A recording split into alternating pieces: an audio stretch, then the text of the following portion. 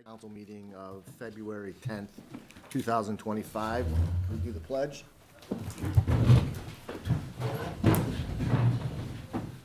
pledge allegiance to the flag of the United States of America and to the republic for which it stands, one nation, under God, indivisible, with liberty and justice for all. Thank you. Dane, a roll call, please. Trustee Salaka. Here. Trustee Sullivan. Here. Trustee Hanson. Here. President Goldberg. Here. Trustee Beers. Here. Trustee Gates is on Zoom. Virtual.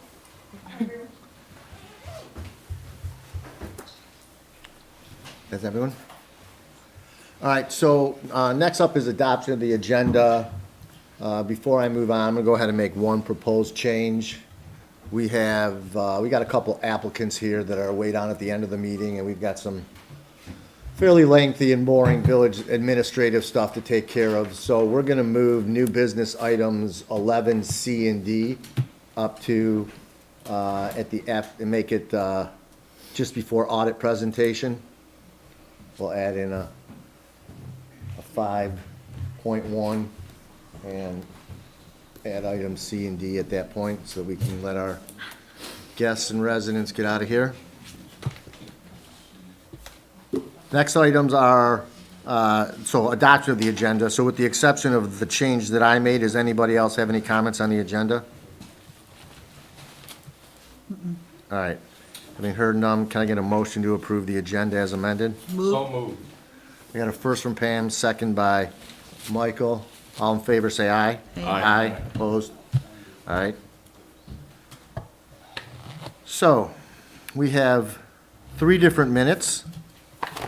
All right, so we're just going in order. The first 2 are from our special meetings of December 11th and December 12th. And then the last is our January 13th. So let's start with the meeting of December 11th. Anybody have any comments? Motion to approve.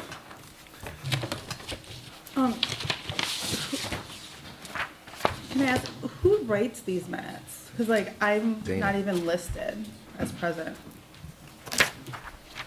And Mike, were you here this day, the 11th? Mike was here. Yeah. You're here? Mike was here, but yeah, minutes, where am I? that's weird. You're completely, yeah, that's a good Oh, point. That's you were just a left off of typographical. his- Okay. I think we missed Angelina on yeah, the okay. 11th. Let's make sure. Hey, you're here on the boat. She's got you on the boat, so that was just a typo. Okay. And you know what? The same thing it looks like on the 12th was, even though we're not there, but that's the same, It so, was probably a cut and paste. yeah, for sure. Okay. And then I have one update on the last motion for the move by Salaka, second by Gates, to appoint Chris King to the village council trustee. On the roll call vote, I was a nay. Okay, very good. All right, well, we have a motion that's unseconded to approve the minutes, but now, so Mike, you want to amend your motion to approve the minutes of December 11th as modified? I amend my motion to approve the minutes as modified. Second? Any further discussion? All in favor? Aye. Opposed? All right, next is the 12th, same comment and roll call. Motion to approve. And then, I guess, real quick, a couple of updates. Okay? Same feedback that I provided last time and we had discussion around, under the public comments. There was the mention of a specific name. We had talked about amending that to say an applicant for village council. And similarly, below that, I would modify the language to say something to the nature of Goldberg requested that comments about applicants to be considered for council be held until that portion of the agenda.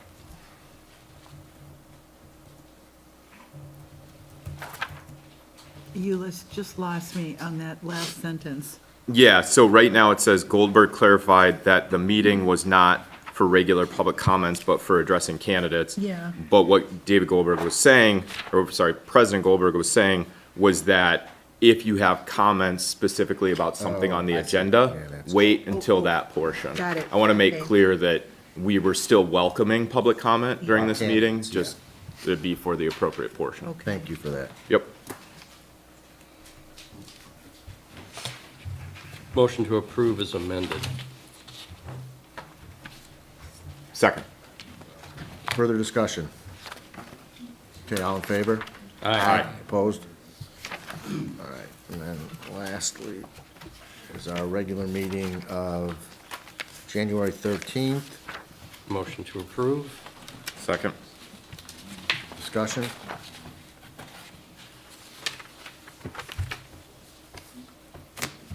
I didn't have any of this. We're good, we're getting them nice and condensed. All right, having no further discussion, all in favor? Aye. Aye. Aye. Opposed? All right, very good. All right, next, let's start with what was item C, consideration of the site plan approval for 32750 and 32760 Franklin Road. If there's anyone here from the applicant? For those, this is yeah, please come up.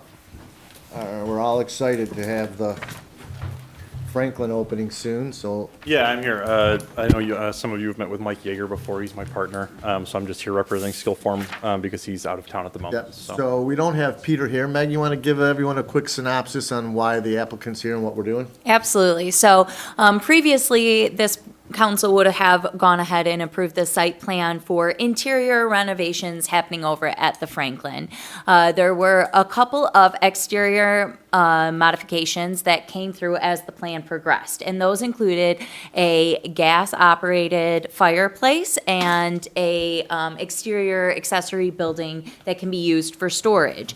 Because those were not covered in the initial site plan, the applicant was contacted by the village. We had a meeting. They gave us an updated and amended site plan to show those changes. That then went through the HDC. It was approved by HDC. It went to planning, was approved by planning. Planning actually had held a special meeting last week in order to get this done, and it was able to make the agenda for tonight. So in front of you tonight, you have the site plan, which has been recommended by planning. It's specifically pertaining to the exterior improvements that are being made over at the Franklin. Awesome, thank you. Pictures were great. Pictures tell a wonderful thing for us. So anybody have any questions of the applicant of what they're doing? The shed's pretty self-explanatory. So where the fireplace is going, that was an area that wasn't used that often. So that's gonna try and get some more use out of that with the fireplace, so exactly, yeah. that's wonderful. We got a sneak peek of what's going on inside the building, which looks wonderful as well. I mean, does anybody have any comments or questions for I the ha- applicant, please? I had a question which I'm sure you've resolved, but Sure. as I recall, looking at the planning commission meeting, there was some concern about the proximity of the chimney to power lines. How did Okay. you end up resolving that? I can go ahead and answer Yeah, that sure, for you. if you'd The applicant, no action was needed to resolve okay. that. Yeah. All they did was indicate where those setbacks really were. The power lines are actually on the adjacent lot. They're not even technically located on the lot where the fireplace would be. So it wasn't clear the first time we saw it in the plans, but that was clarified during the special meeting. Got it, thank you. Exactly, yeah. Thank you. Anybody else? All right, so can we get a motion to approve the Motion to site approve. plan for 32750 and 32760 Franklin Road? We have a motion by Mike, I'll Second. se- Go ahead. Second. second by David. Further discussion? All in favor? Aye. Aye, opposed? We're good. Good luck. Thank you. Can't wait. Very much, appreciate it. All right, next is our annual application for Bring Your Own Dog. So come on up, ladies. What year are we on right now? Do you guys know? Yeah, this is our 9th annual year. That's awesome. Awesome. Please, go ahead. Tell us what you guys are doing. If you could just tell us your names and where you're from. My name is Samantha A.R. I'm Danielle Guda, and we're from Bloomfield Hills. Awesome. So, this is your, application for Bring Your Own Dog. Again, when I got it initially, it was in our package, there were some missing things, but it looks to me like signatures are good. Church has signed off on the parking lot. Does anybody have any questions for the ladies? Otherwise, I'm assuming it's gonna be like it's always been, a super fun event. Thank you. Awesome, we look forward to it. I make care. a motion to approve the permit application. Let's get a second, and then we can do discussion, Angelina. Second. All right, go ahead. Are you guys doing any social media advertising? Yes. Okay, if you want, just send like what you created to Meg and then we can repost it on Oh, our yeah, for newsletter. sure. and our- On the newsletter and on the social website. channels, For Main sure. Street. Yep, you can Right. send it right to our clerk, Dana here, okay? And we'll make sure we share that for you. Excellent, great idea. And then, just to the staff, thanks for updating the contact information. I know that, remember before, there Yep. wasn't a spot for phone number or email. So you guys Oh, updated excellent. this for him, so right. that's really great. Thank you. All right, so we have a motion and a second. All in favor of approving the permit for Bring Your Own Dog? Aye. Aye. Opposed? Awesome. Good luck, Thank ladies. you so much. Yes. See you in May. Yeah. Okay. All right, fun stuff. We have our annual audit presentation from Rain Emmons, who is with PSLZ, and they are our accounting firm that does our auditing. So help us through the booklet we got. Good evening. Nice to be here this evening and nice to see everyone. My pleasure to present to you the annual audited financial statements of the Village of Franklin for your fiscal year ended June 30th, 2024. The village did once again receive the highest level of audit opinion possible, which is an unmodified opinion. In layman's terms, clean audit opinion, no exceptions, disclaimers, nothing bad to report this evening. I'd like to start off with a few highlights, and then if anyone has any questions, or please feel free to interrupt at any time. Of course, your largest source of revenue are property taxes. The taxable values increased 6.48% this year, and that's taxable value, not anything to do with millage rates. The year before was 3.82%, so that's quite a jump. So this is really the first year that you're seeing that big assessment jump. You know, everyone has seen it, you know, the 5%, but you're at 6.48. That means people are doing improvements or new houses, or they're becoming uncapped. So you took it, you know, we were able to take advantage of some of that, so we're happy to see that. Also, in this audit, it's the first year of the additional voted operating millage. So when the voters approved to bring you back up to 3.50 in operating, so this is the first year in this audit that revenue is reflected. And that's about $310,000 additional revenue that are brought in this year. State share revenue was pretty much flat. I mean, a 1.8% increase. Nothing to write home there. That, of course, is sales tax and income tax that the state collects and distributes down to the local units.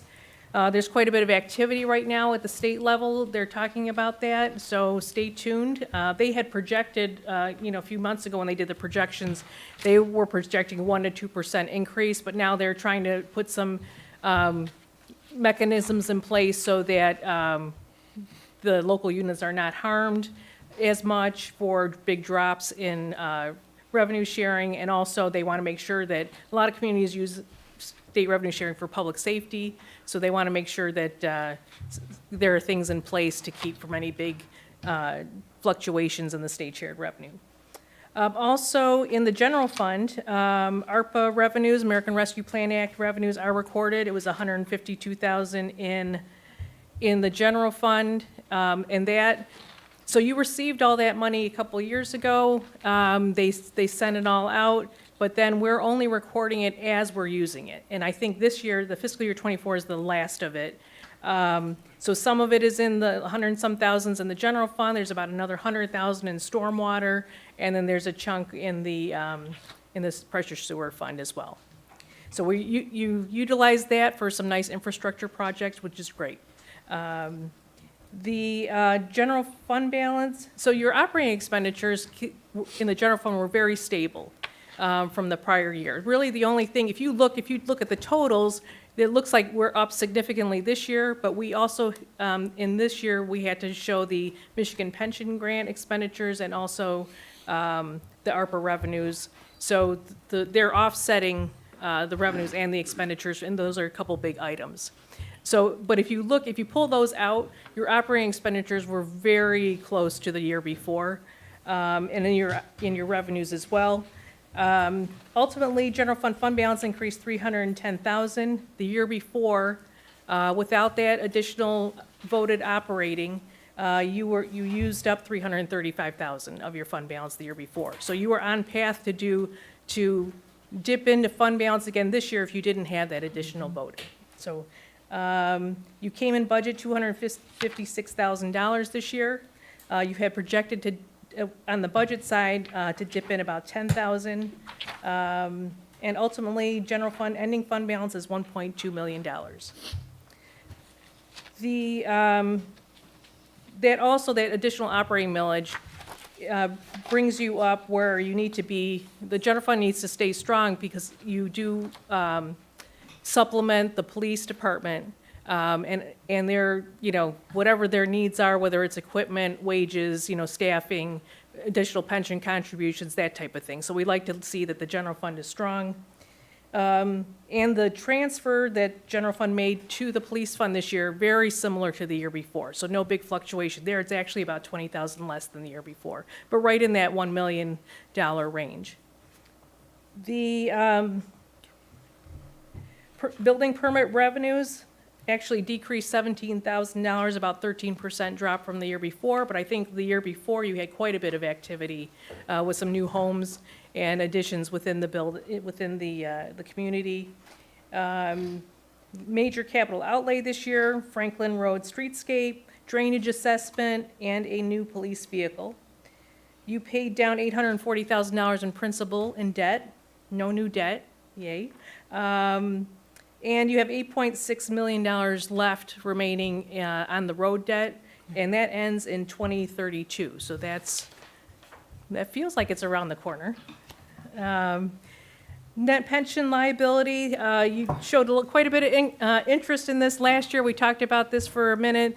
Your net pension liability actually decreased this year, $376,000. Now, last year it took a big jump.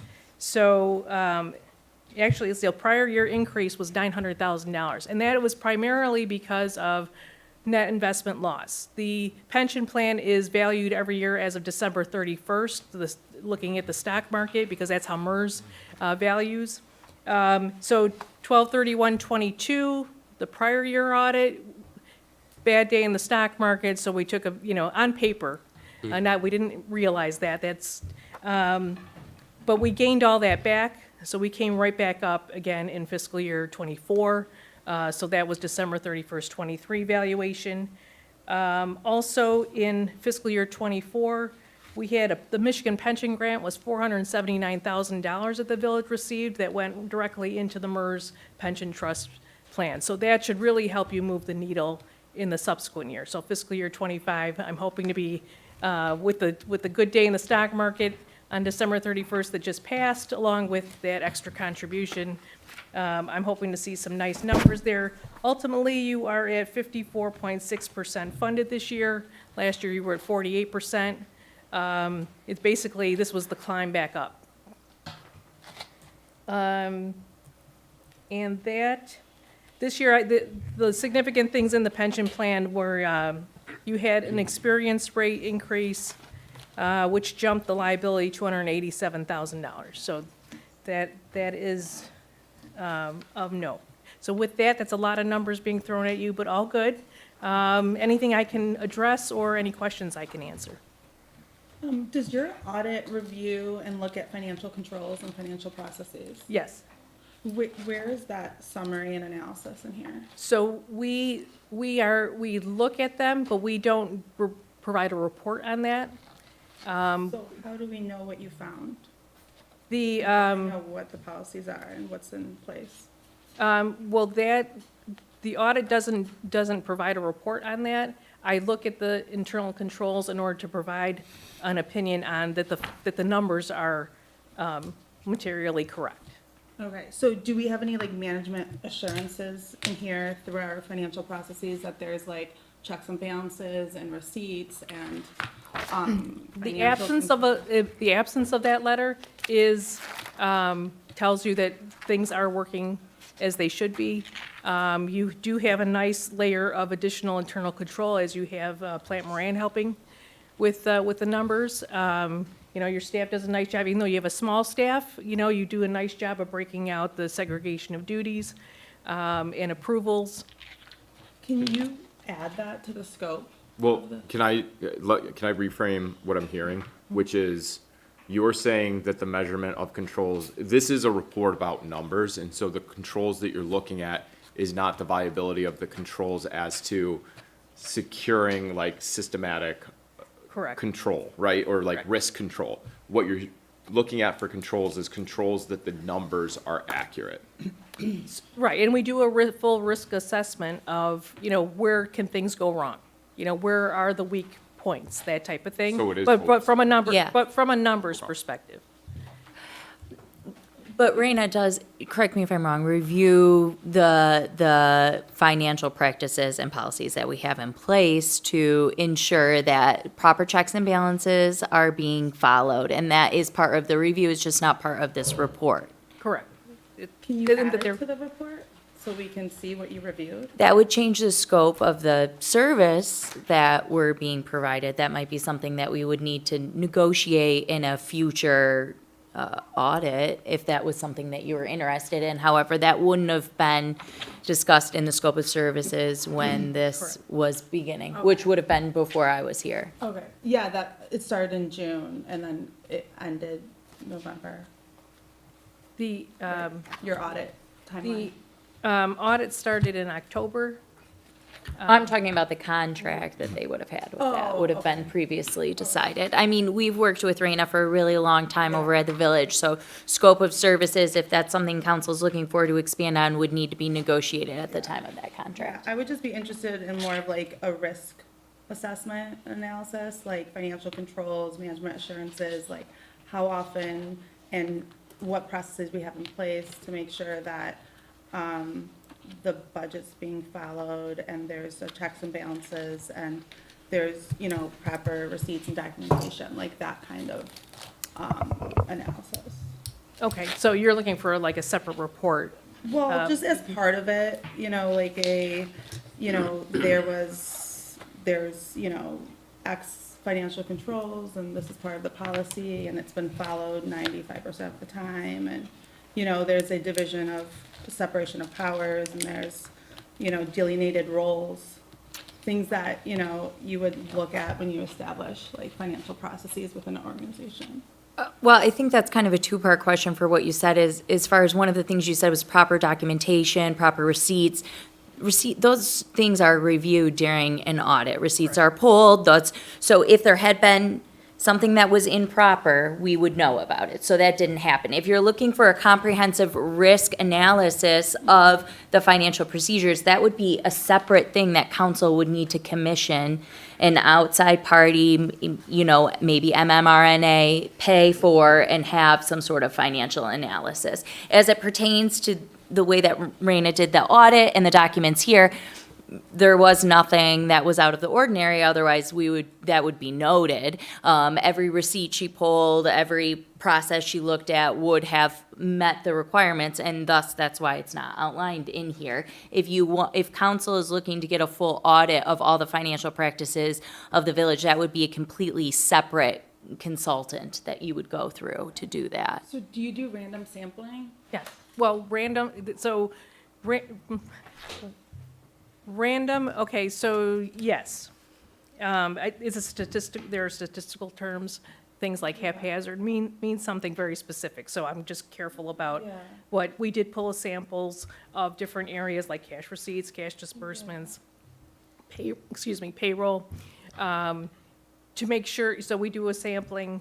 If there's nothing that comes out of the ordinary, you know, I'm required, if there's something bad happening, I'm required to report to council.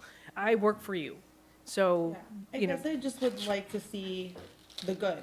If there's no bad, like, I wouldn't mind even seeing the sampling that you pulled matching with the policies or processes, you know what I mean? Because, like, I enjoy reading, risk assessments and learning, you know, what was the random sample that you pulled and what did you find and it aligned with this. So like, if you're pulling that, I think it would be, you know, a good addition to the report to see if you've already done the work, you know. That really isn't a common thing that you would see in these audit reports. What you're seeing here is very standard for a municipality. If we're looking to expand the scope of services, if you're looking for a separate report, like something like that in the future, again, that would need to be negotiated with Raina prior to beginning the audit, because it would change the way that she's reporting. What we have in front of us is a standard report. I've never seen one where it would note what sample of what invoice was pulled and what, not that that couldn't be created, just that that would be adding to the scope of services that we're engaged with Raina for. I don't think the council is making this request. I think it's just, Oh, no, we're not, I'm just Trustee- asking. right, just asking questions.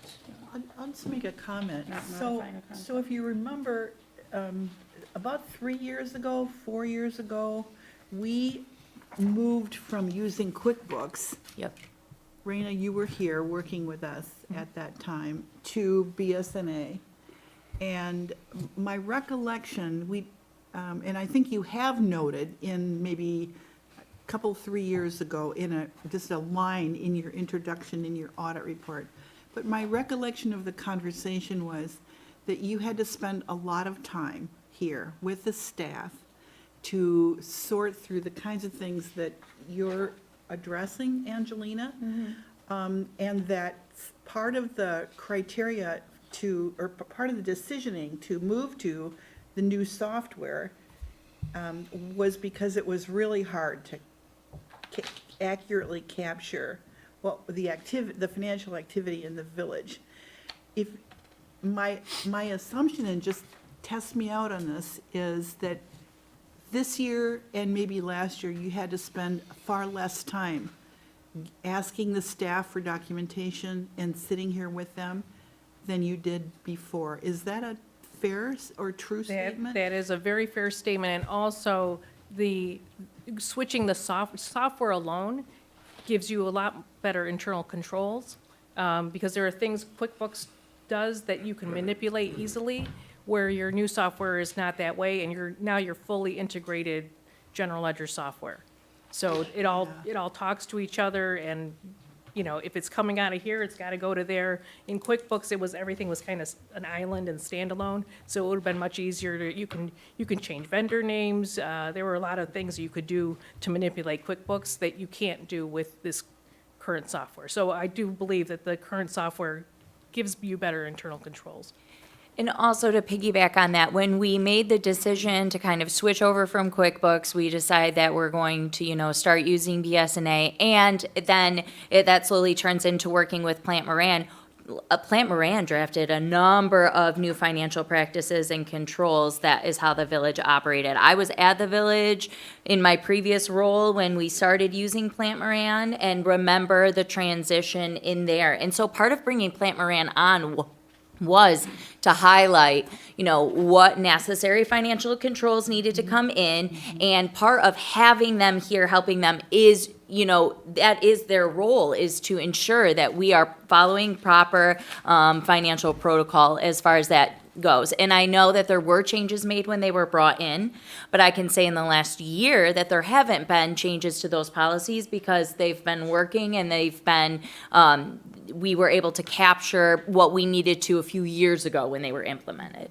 Right, so this is like, I think about year 3, this Yeah. audit with Plant. So, you know, they're lovely to work with, it's nice, we talk the same language. It makes it actually very efficient, because we know what, you know, they know what I'm looking for, and vice versa. But it really does bring in that, it's almost like, you know, they're looking at things first, and then I come in. So you're kind of getting a double layer, if you will. You would mention, is the audit, the timeline of the audit calendar year 2024 or matching our fiscal year? Your fiscal year. Only MERS is the calendar year Yeah. basis.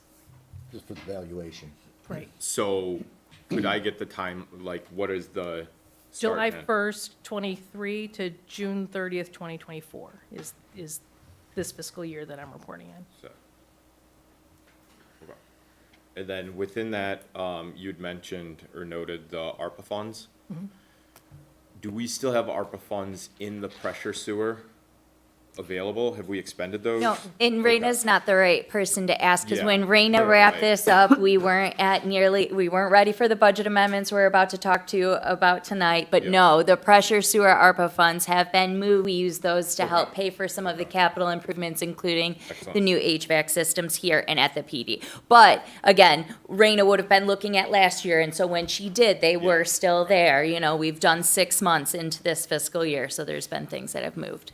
So on page 24 of the report, Roman numeral 2, capital letter A, those A through F, are you saying that you've evaluated all of these budgetary control requirements? No, that's laying out what is the budget process.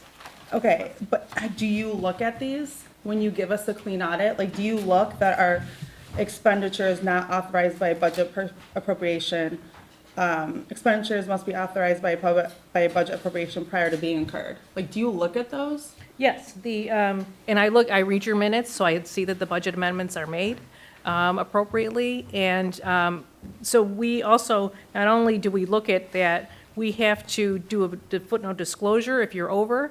And that would be on the other page, page 25, where on the very bottom, you see that blank space, because there's room to list things out if you were over budget in different departments. And you adopt at the department level, at the general fund, and for the special revenue funds, you're at the fund level.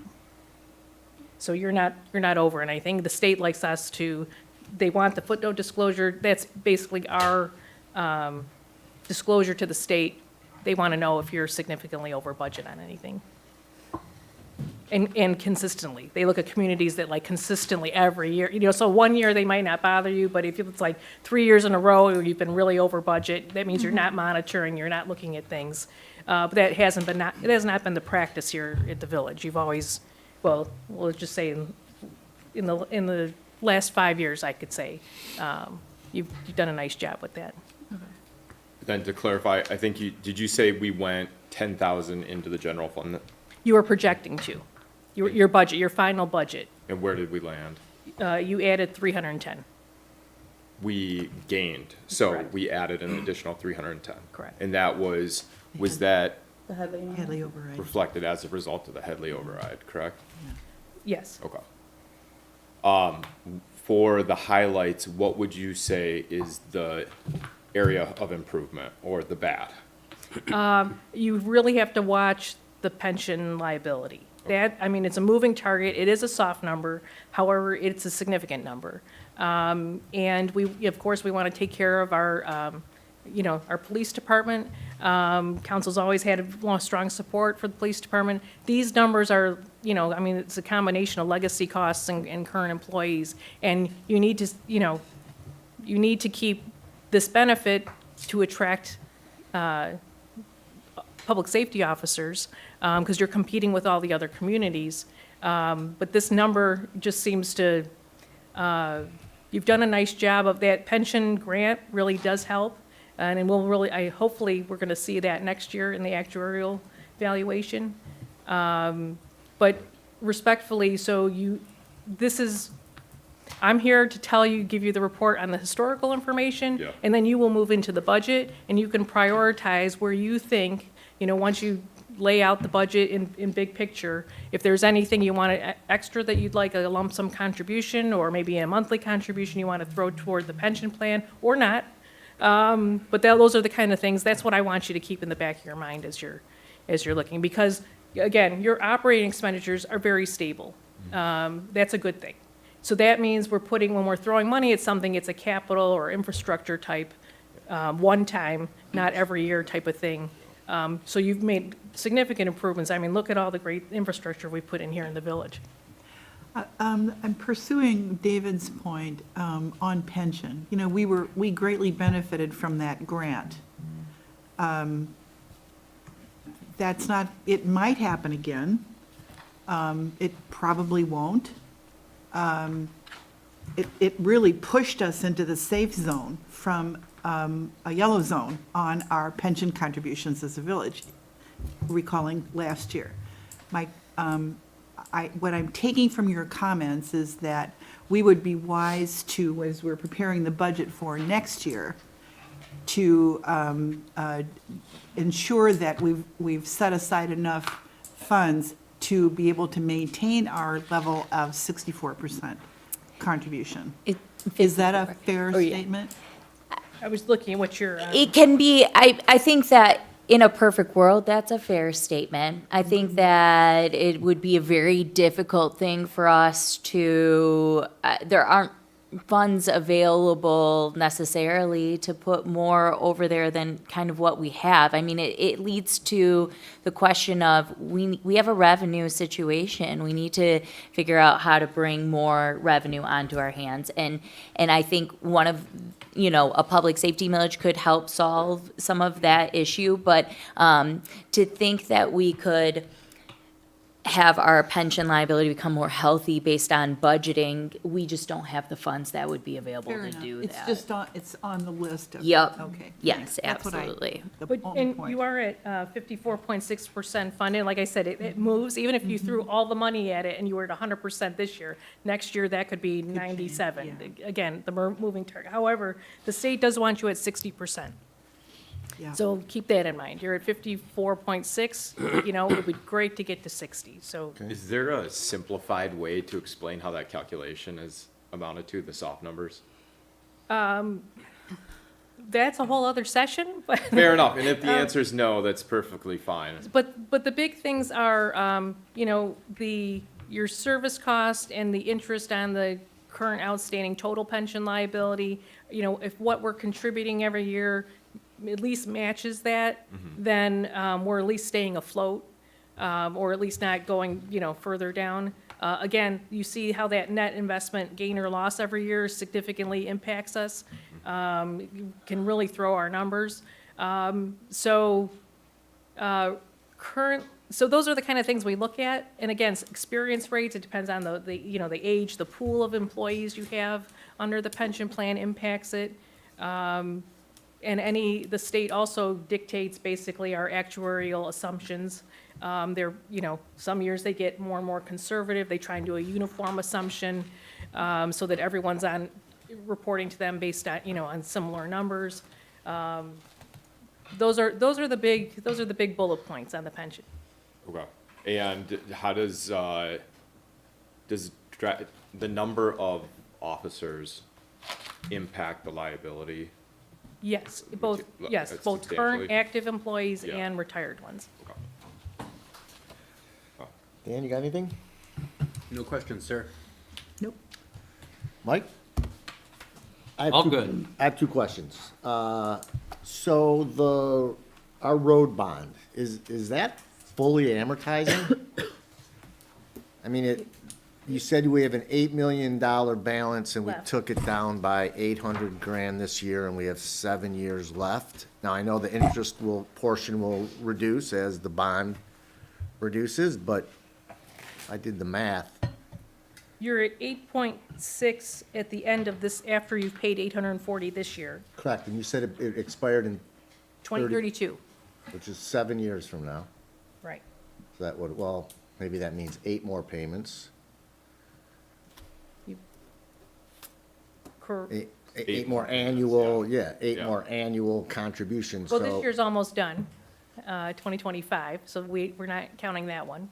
Right, that's why so he's that's my planning on question. paying. So that's Yeah. my question is, if we've only paying down around 800 grand a year and we have 7 years left, when I do the math, that's around $6 million and the bond's 8 If million. you, 6 million. Page 30 gives the annual principal and interest breakdown of Oh, what we you're have an paying. amortization schedule. I mean, it's by Gotcha. fiscal year. Got it. All right, so 30 to 32. Theoretically, so, won't yeah. that be the point that we would go back and have to redo our roads? That's how it was set up. It's based on the aging of the roads. Right. Well, I hope we don't have to do the roads in 32. Me too. That would only, What be year? that would be It 10 feels like we years. just finished it. It's a 10-year bond. No, those roads will last more than 10 years. We should go a few years where we don't have any debt on the roads. Okay, What are we, about 15 years? Yes, it's Yeah. about, well, it's about a 15-year, it would be about a 15-year bond, because it was Yeah. what, 2017? Oh, And right. they expire in 15 years, right, we did it 2032. in 17, not 20, right. Okay, and then the other question, so that generous contribution we got to the pension liability, that we are anticipating was gonna be a one-time event? That's not anything we could ever kind of plan on seeing, or never know, but nothing that's allocated in the future by the feds? That Or was the the state, the state. yeah. They're not talking pension right now. Yeah, okay. They're onto roads now, so that's, Okay. not- very good. I was hoping they would kind of move into, you know, helping more communities, that type of thing on the pension side, but they did the one-time thing, and That then was a now they've, one-time deal. Okay. the 150 million was their total appropriation on that year they did that. Sorry, just to go back on the roads, if you could clarify, I'm looking at the amortization right now, and it's increasingly going up. Is that contemplated? Oh, sorry, no, never mind. Offset of interest and principal. So, got it. The amount should Same be Principal's payment, going yeah. up, interest same. going prin- down. Right. Yes, yep. Right, keep yep, the, you're yep, keeping your payment the same. So, right, so that shows that it should Yeah, amortize yeah. out. Those last 3 years, there's way less interest. So, do we take any action on this? Or do we just No. accept it and? Nope, this is going to be available on the website for any residents that like to review it. It's important that we present it and talk about it and answer questions, but there's no formal action needed on Okay, it. we'll Can do a use this. motion to receive and file if you wanted to. I'll move to receive and file the, would this be a 2024. 2024-2025 audit? I'll second. No, 24. 23. Oh, sorry, 2023-2024 audit. I'll second. Further discussion? All in favor? Aye. Opposed? Thank you. Lena, thank you you. so much. you. Thank you, Raina. And thank you to the staff. And yeah, and they- again, to our residents, this is available online if anybody wants to see it. And then, of course, we'll refer to this as we move forward in our budgetary process. Reports of village officers and agents. Can we do public yeah. comment first? Oh, I'm sorry. They're so close together. So, public requests and comments. Anybody from the public that would like to address something that's not on the agenda? I would. Kopelman?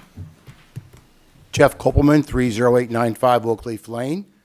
I hope you'll recall I was here last month discussing the rural environment of the village of Franklin, historic significance, hoping all of you, as new council members, as a new council, were aware of what our charter and our preamble said, et cetera, et cetera.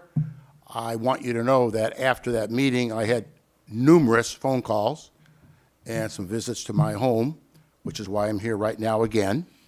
And there are as I said last month, there are a group of passionate villagers who are interested in making sure that because Franklin was the first historic district, as we all know, in the state of Michigan, awarded in 1960, we do not do anything to get ourselves delisted.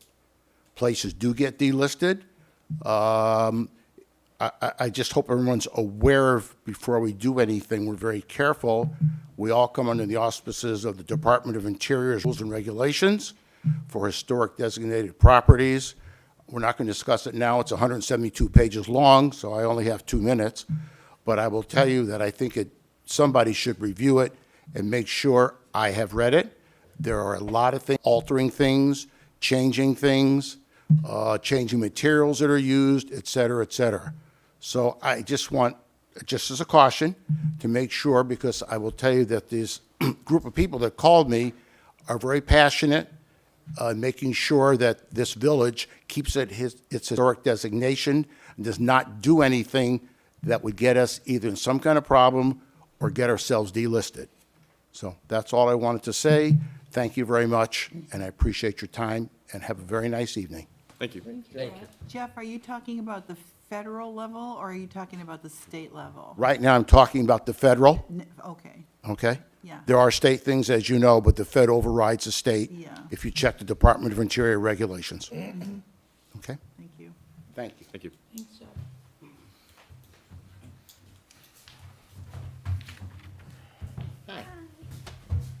Move this down. I live at 26197 Meadow Drive. This just a quick, I've been meaning to come, I'm not gonna get emotional, I hope, but I've been meaning to come since last August. I just wanted to do like a heartfelt thank you to David. Roger's not here, the EMTs, paramedics. During your Music on the Green the last time in August, there was an underground bee's nest, and he wanted to come up here. He got stung multiple times, and we had to go to the ER, get rushed there, and the ER doctor said if everyone involved hadn't acted as fast, that it wouldn't have turned out as it had. So I've been meaning to come up here. David, I reached out to the next day and let him know what happened, and immediately reached out to Roger and took care of the underground nest. So I just want to say thank you so much to everybody, everyone that was there. So, yeah, that's all I wanted to say. Thank you. Really appreciate it. Yeah, Thank you. we're glad to hear everything was okay, and you thank our chief of police there and chief of our fire department, Averbuck, who's out there as well. It's their amazing men and women that, They acted so fast, that did it. saved him, so it was amazing. Absolutely, we're great. Glad to hear everything worked out all right. Thank you very much. Thank you. Thank you. Sure, thanks for coming in. Thanks, Charlie. Oh, that's pretty nice. Anybody I don't else? usually get that. All right, now we can move on to our reports of village officers and agents. Chief Lawson? Raise this up a little bit. So in front of you, you have the new and hopefully final monthly report. Stephanie Longworth worked on this. I've given her a lot of additional duties since I came on board, and she's stepped up to the plate. She's been outstanding. So this is a result of some of her hard work. One of the things that you might notice on the monthly report is we had some break-ins over on Helmandale, break-ins of vehicles. And we went over and we processed one of the vehicles. We found blood. We did get some DNA, sent it up to Oakland County Lab where it's being analyzed right now. We did get a suspect from some other means. And another local jurisdiction did take a suspect in custody that we believe is linked to these larcenies. So once we get that DNA evidence back from the lab, hopefully we can match them and bring charges. So that's a positive. Any questions on the report? Just on the last statement that you made, so historically, the break-ins that we had were from unlocked cars, but it sounds like there was blood, it was probably breaking of glass. So they broke into some cars that were unlocked, and then they broke the glass of another vehicle, and he happened to cut himself, so. Okay, thank you. Yes. Just a question. So, parts of that neighborhood are easy in and out from Telegraph. Correct. I know that one of the access roads has been blocked off. I think it's still blocked off. South of 13 Mile. Okay. Maybe it isn't any longer. This has been anyway, my point is that easy in and out from Telegraph Road has been a discussion item for a long time. And I wonder if you have some thoughts about how to make that neighborhood a little less accessible, or what kinds of longer-term fixes would you propose for I think as that far as the neighborhood? long-term fixes, I would like to think about that a little bit more, get some input from my team. But, certainly we need our residents' help. If they see something, if they hear something, if they have something on their cameras, they got to give us a call right away. We've obviously, when we had the break-ins of the vehicles, we put more resources into those neighborhoods for a week or two. So, but it's that easy access from Yeah. Telegraph that makes it difficult. Yeah. I guess I'm asking, is there anything we can do structurally to make it harder for I certainly people can who don't circle back to you belong on that. there to Sure, get in? absolutely. Okay. I just wanted to thank you and your team, because I know when the break-ins happened, it was someone I knew, and immediately I got notified you, and you were like, we'll take care of it, and your team was out there, and your officers were there within minutes. So just commend your Thank you. quick response. Thank you.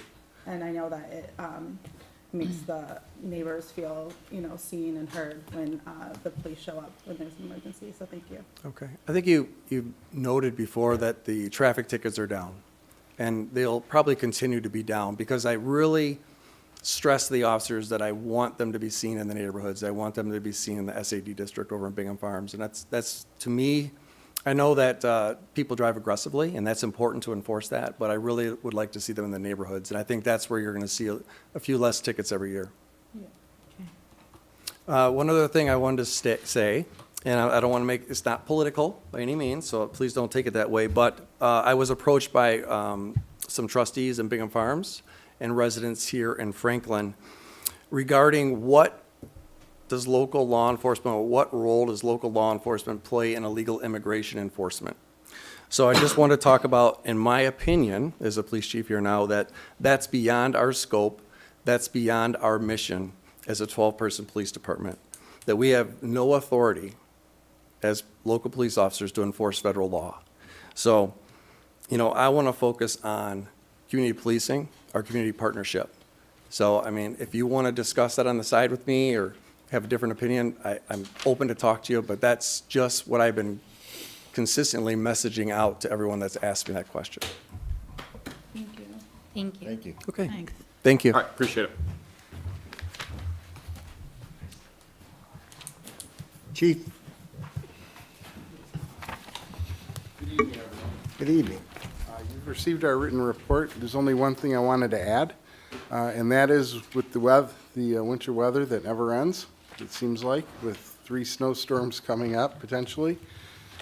Please do try and take care of your driveways in terms of ice buildup. A week and a half ago, we had a significant rain over on a Thursday or Friday, which turned into ice, and the end result is the fire department is responding to more medicals now in the village of Franklin than we ever have on a monthly basis. And as a result, we're finding more and more driveways that we either do not have access to with their ambulances, or while we do have access, becomes very difficult to get patients out because of the ice buildup and the snow buildup. So just if you have a home in the village, we'd appreciate just taking a look-see outside to make sure your driveway is suitable for visitors, should you call us. Other than that, thank you for your time, and I'll entertain any questions that you have. Is there any additional work or resources you'll have to put towards the Franklin with that gas fireplace proposal? We haven't really been approached with that, and Bill Dinnan, being the building official for the village, is handling all building issues. But in terms of general gas fireplace that's outside, if they're still going off of that plan, there shouldn't be anything that we'd have to deal with. Okay, thank you. You're welcome. Appreciate it. I just want to say, I am the new fire liaison, so I participated in my first meeting, which was really my first experience to get a thorough walkthrough of the police department, the fire department, so. Right. Thanks to you and Richard Rubin for showing me around, and I look forward to working with you guys. It's appreciated. Yep. Kathy has had that duty for the last 4 years, so I look forward to it. Great. Thank you. Anybody else? All right. Thank Thanks, you. Tony. Thank you. Good evening. Thank you. Lance? Good evening. Good evening, trustees and president. Please accept my written report in the capacity as the village treasurer. The bills list for this month totals $320,830.85, and the amounts on the bills list are consistent with normal monthly spending. The expenditures are generally consistent with our budget. The bills list for this month includes a large entry, which we've touched on last month, of $25,500 for replacement HVAC systems for both the police and the Broughton buildings that we paid to Airconics Heating and Air Conditioning. I'm not clear, was that total of $50,000, $51,000? This was half and half, split up, okay. The village has sufficient funds to meet its current and anticipated obligations. The list of account balances in the package is as of February the 1st that we hold at First Merchant Bank. Any questions? I was wondering about the short-term investments. Where are we at on that? We had been waiting for the audit to finish. tonight's the audit presentation. So, I mean, Lance and I have already met and we've discussed that, but you need to have all your final accounting numbers in your audit before you know what funds you would have available to go ahead and look at. and I'm sure we're going to optimize have a that. meeting in the next month, like a, finance committee meeting, talk, initial, talk about our future budget plans, and I'll bring it up, and then, the next meeting, I'll give you a little bit of a report on that. I'll just note, Yeah. just gently, Mhm. that this came up to this village council in April of 2024. And we've been working on setting this up, getting this short-term overnight investments going since then. Yeah. I would hate for us to reach a year to try and do something that should be pretty straightforward.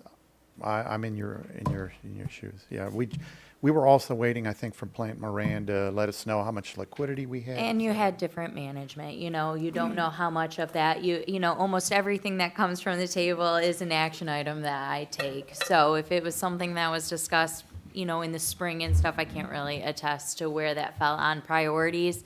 I know that when I first got over here, I met with Lance and we discussed it, and we decided we would wait till we had end of the year budget numbers from the final audit to go ahead and look at what we had to move forward. But, I can't really speak to what happened last year, but it is something that's on our radar to look into. Yep. Okay. So I'll keep you posted as we get more data. Thanks. Okay. Couple questions, just generally, on the budget, or sorry, the spending. So on the first page, the item around Comcast internet to the Krieger House, are we separately paying for internet at the Krieger House compared to here? There are two different addresses of service. Have we tried to use a meshing system or something that we could project Wi-Fi so that we don't have to duplicate expenses? We had looked at that, but the current Wi-Fi that we were working with didn't have the capability to do that. We've looked at some other Wi-Fi and looking at going with some other companies to try and save some money on that. It's something that staff's been pricing and looking at. Okay. Let me interject. I'm an attorney for the Birmingham Area Cable Board, and sometimes there are requests, and I think there was a request from Franklin, I don't know if it was for the Krieger House, for reimbursement of that. So there could be a wash there. Okay, that's helpful. I know that, Do you want us to let you sit down? yeah, you can sit down. This is not questions for you. Yeah, Thank we're you. done with our treasurer's report. Yeah. We're gonna move on. I'm standing here. No, yeah, so, So we're gonna move on to submission of current bills now. Sorry So about go that. ahead, David. yes, sorry about that. No, we're good. So we're on bills. So any other questions you have? Yeah, just again, piggybacking off of what I said, I know that like a lot of, you go to a public area or a public park, a lot of them project the Wi-Fi onto like a green space or a shared space. And so I'm wondering if a similar system or even a meshing system, again, where if we had a router sitting here, could it connect over to the Krieger House? Just some things to think about there. I guess the next question would be, under consumer energy, we have one for Broughton, one for police, and then one that's unlisted. Do we know what that's tied to? So, sorry, it just says consumer energy 11/16/2024, whereas the other ones are. Probably Krieger. Okay, Yeah. all right. Okay. The second page on the 117, it's 35764, Franklin View Enterprises Building Bond Refund of 2,000. So that's where we have to refund some of the builders, they come in, they pay the bond. Okay, And then when they're done with their project, then we refund them. excellent, thank you.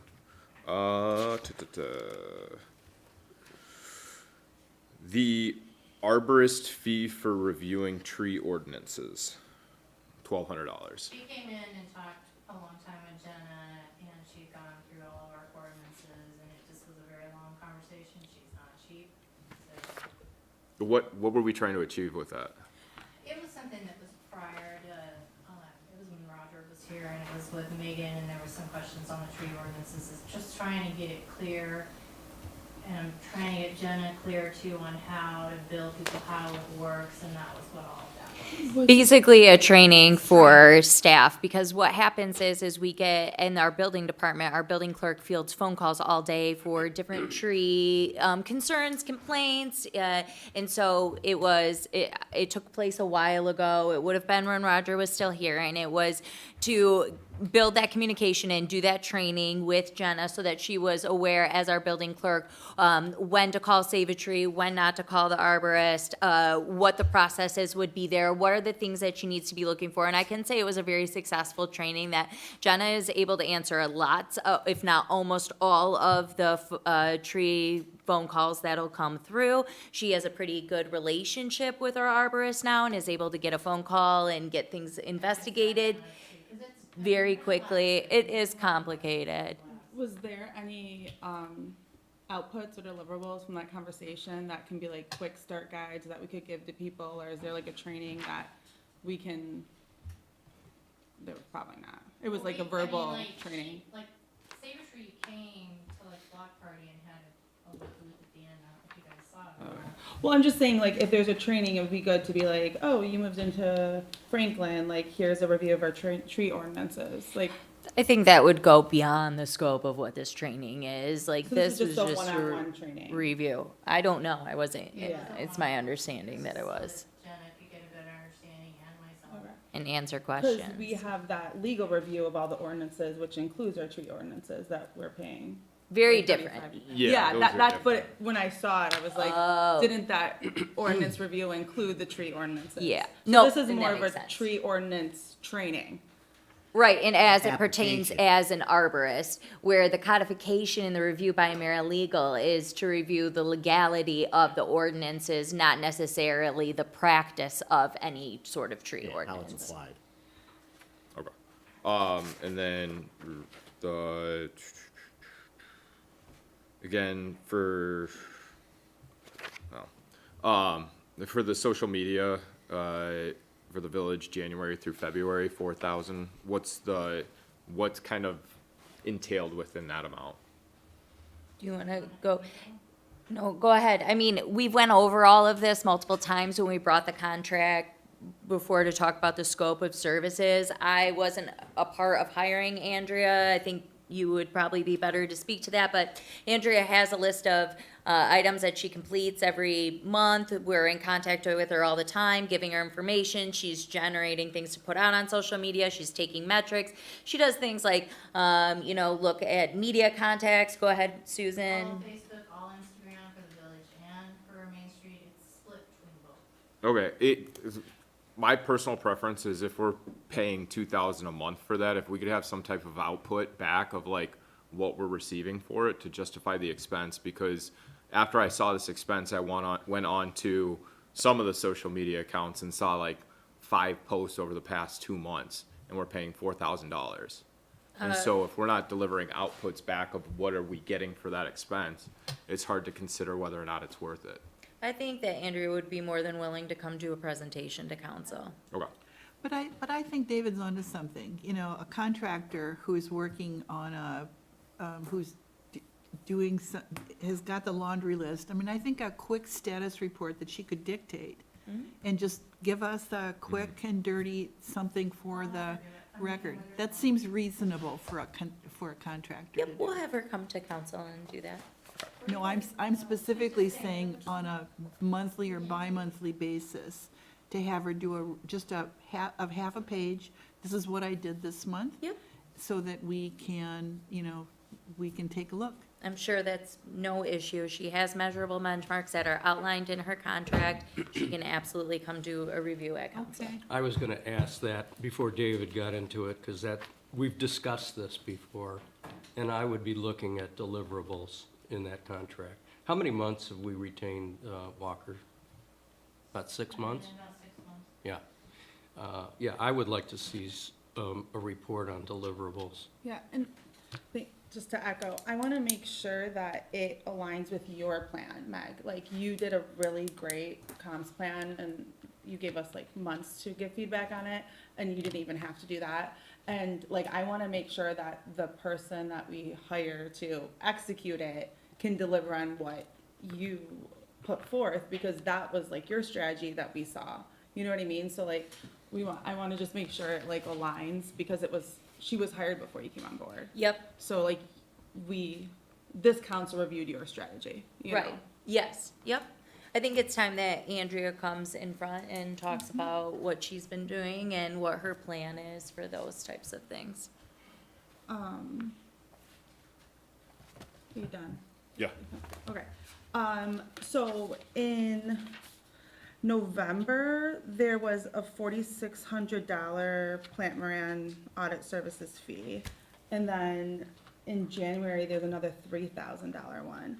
So these seem high? Are these normal monthly fees? Okay. They're not normal monthly fees, but they are in, conjunction with the audit. Plant Moran does a lot more, is here during the days for the audits, and so some of those are those costs. Another thing that you'll see it reflected here is, the work that we had that was helping sort through these budget amendments and what was where, and, if you recall, they were at our last meeting, they clocked some hours here, it's like, those little things all add up. So definitely preparing a budget amendment takes time from Plant Moran, and then having them attend the meeting, and, we're obviously paying for all of that time. They were at so they're not repeated every month, but it is common when we're ending the year with the audit and preparing wherever we're at 6 months in with budget amendments to incur costs with that. And then the HRC, like all of this Irving easement study, Franklin sanitary pressure, it's all like $17,000 out Yeah. of the general fund. Who commissions these studies? Roger did. So I received a pile of invoices that had not been paid. Most of them were from this May 11th time period and an October 26th time period, like prior to October 26th, so it would have been in September. I reviewed all the invoices. They were sent back to me from HRC, and they were inquiring why, especially these professional services dating back through April and May of last year, had not been followed up on. Now, I did look at the work. I talked to Nancy about them. It sounds like it was something that just got lost in translation. I don't know if Roger didn't initial and get them, checks and balances where they needed to get paid. Regardless, these are not for work that was just completed. The bulk of the invoices that you're seeing here today, including, like almost that full amount, is from back in April and May of last year and back early fall of this year. Like, this would be my question. Lingering invoices, does that not, like, is that like just an okay thing for a municipality to have, like in an audit? Like, shouldn't we have financial practices that say, like, your invoices should be paid within not you, this is what I'm saying, Right. like, what, the audit was clean, so it said all of our internal controls and financial processes were followed, and they were in alignment with GAAP principles.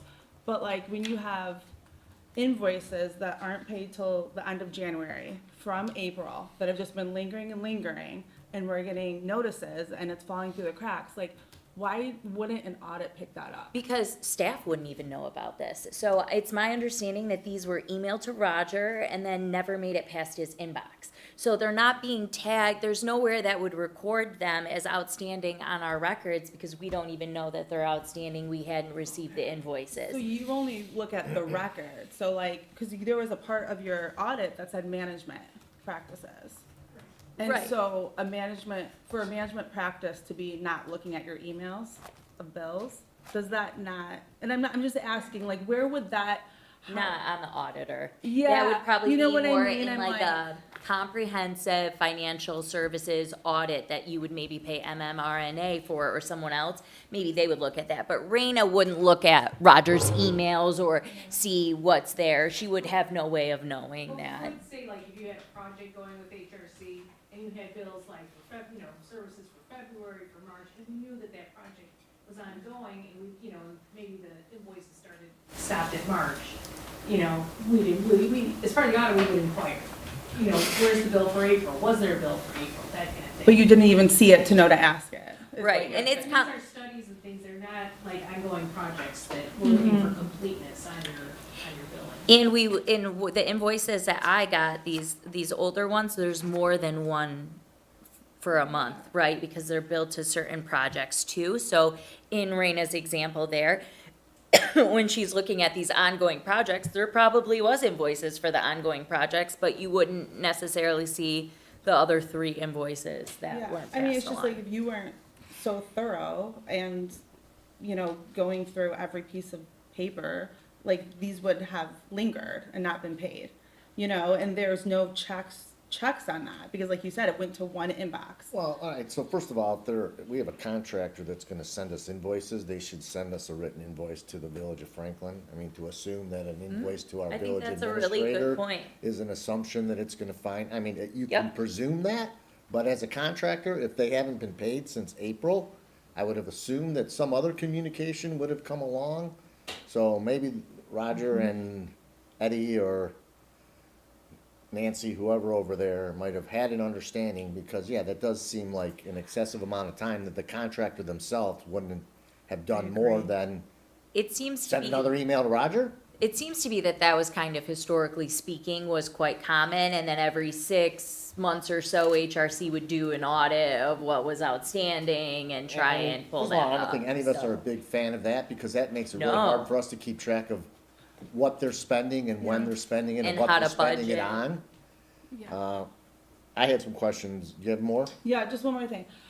With these assessment and these studies. Yes. Like, I know that you didn't commission that, but is it normal for an assessment or study to be commissioned without an action that the council wants to take after seeing these assessment and studies? Like, to me, you would commission a study for a certain action, and these studies just seem like they were performed, but No, From that what I- study was commissioned. Yeah, these were commissioned. By That 100% the was by the council? council, 100%. Now, I mean, to take what action? That's my question. we did we paid HRC to drive every single street in the Village of Franklin and do an analysis of the stormwater situation. To analyze ditches that were either overgrown or needed maintenance, culverts that were lacking. This project went on throughout the course of the whole summer. They did it in various stages. We kept the map kept expanding throughout the course. And that's some questions I have as to how much we ultimately spent, and have we now finished paying for it, being that my understanding is the report's long been completed. So I wouldn't mind getting a final total on what we paid and kind of analyze it to what we had anticipated. Yep, I have a final 100%, the total. council commissioned that study And as so part what of are we our. supposed to do after we receive that study? Well, that That's would what be we're up gonna to begin to us. use to figure out how we're gonna go about and address and What's fix our ongoing stormwater problem that you might not see on your street, but residents see all over the village, and we couldn't be in a position to determine what's wrong if we didn't first inventory what the And it was problems so were. much more than just like determine what's wrong. I mean, the study is very comprehensive. I think it's important to note that there had been really no foundational engineering work done for any of our stormwater. And to date, we do not have updated GIS of our stormwater infrastructure. I mean, that is a red flag, right? We commissioned this study, which in total, it looks like based on this invoice that I can see here, was about $50,000. It was well over a year's worth of engineering work that was focused on stormwater. Some of it was repairing stormwater, some of it infrastructure, some was implementing new. A lot of it was looking at the village and trying to get a comprehensive map of what was going on in the stormwater. So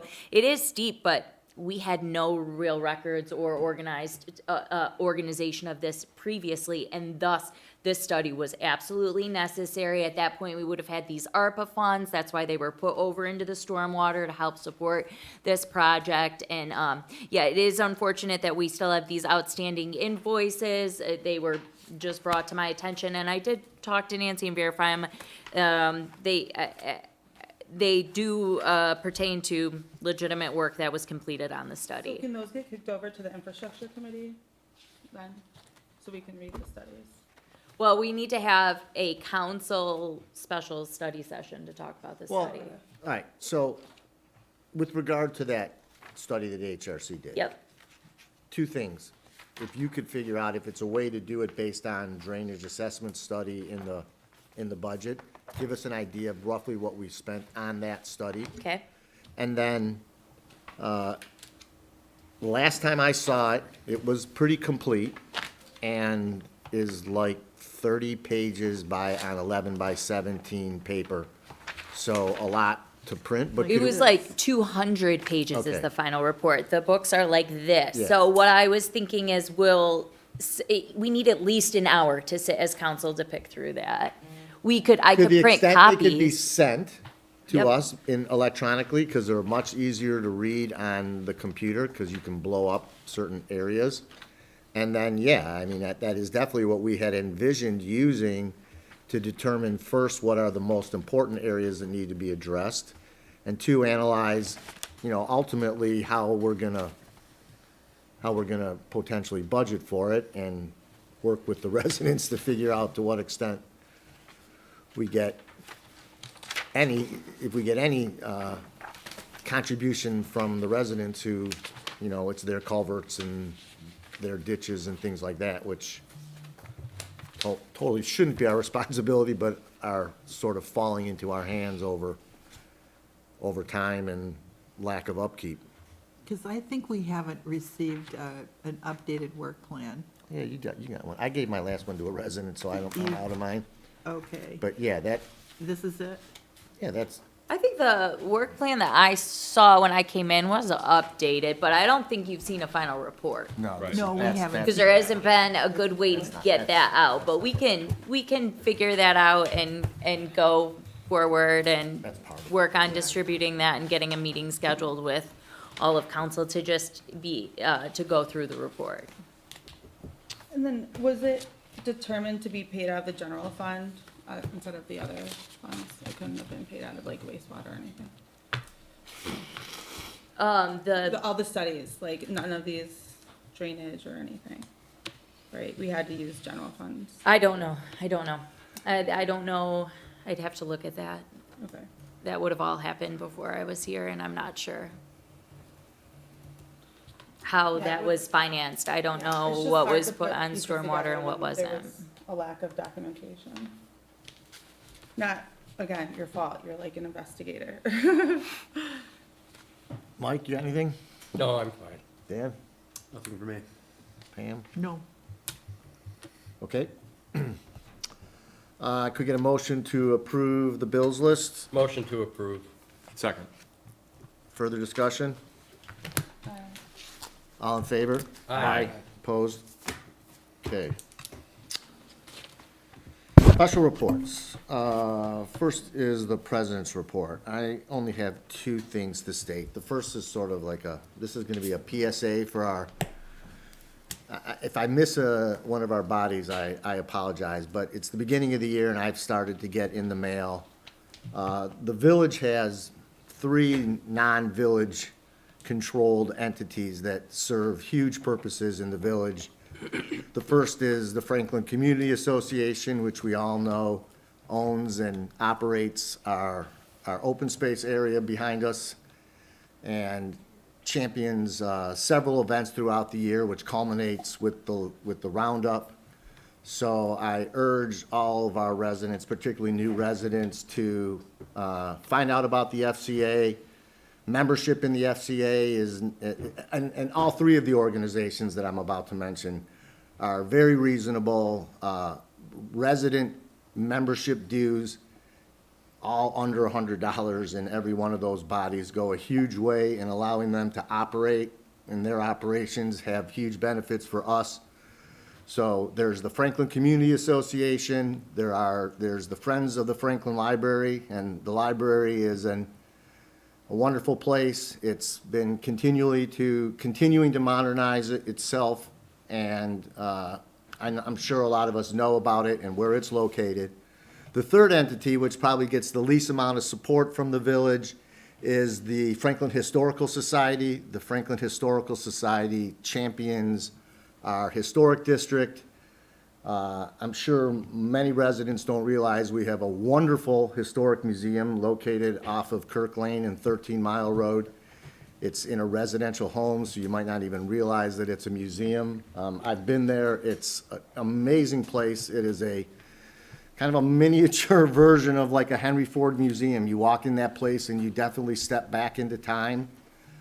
It's super, super children friendly. They have lots of activities for kids to do while adults are there.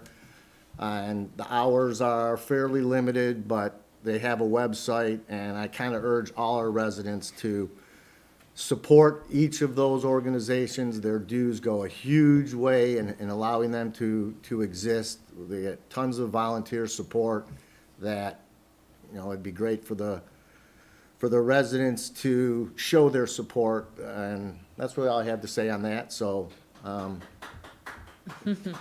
the second item is we are still looking for applicants for the Planning Commission and the Zoning Board of Appeals. We just went through an election season. A lot of people ran for positions. They've sort of disappeared. We've had people in the past that have urged and tried to get on boards that might have not retried again. So I just want to remind everybody, we've barely gotten enough applicants to fill the positions, which isn't an ideal situation for us. We'd like to have at least more applicants than we have openings. So we're going to probably have to make decisions on all of those next month. So in the course of the next 3 weeks, because we'd like to have everything to us a week before our meeting, anybody that would like to be on the Zoning Board of Appeals or the Planning Commission, please get your information in. That's all I got. Anybody else? I have a question. How many do we need for zoning board to make the appointment? Because I know we already have 2. Well, we have 1 opening on the Zoning Board of Appeals and 2 openings on the Planning Commission. Okay. So can't we just do the zoning if we already have 2 applicants? I guess we could. We don't have, it hasn't been circulated to us. No, and it's not on the agenda. I don't know if we had it in time for when we had Okay. the legal committee.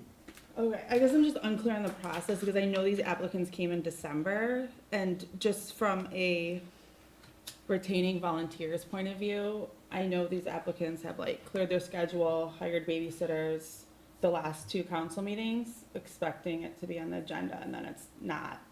So just, I think in order to show them that we appreciate them volunteering, it should just be communicate to them if it's gonna be 3 months or long past when they applied, just to keep them in contact. And because I had a text from someone's did I do something wrong?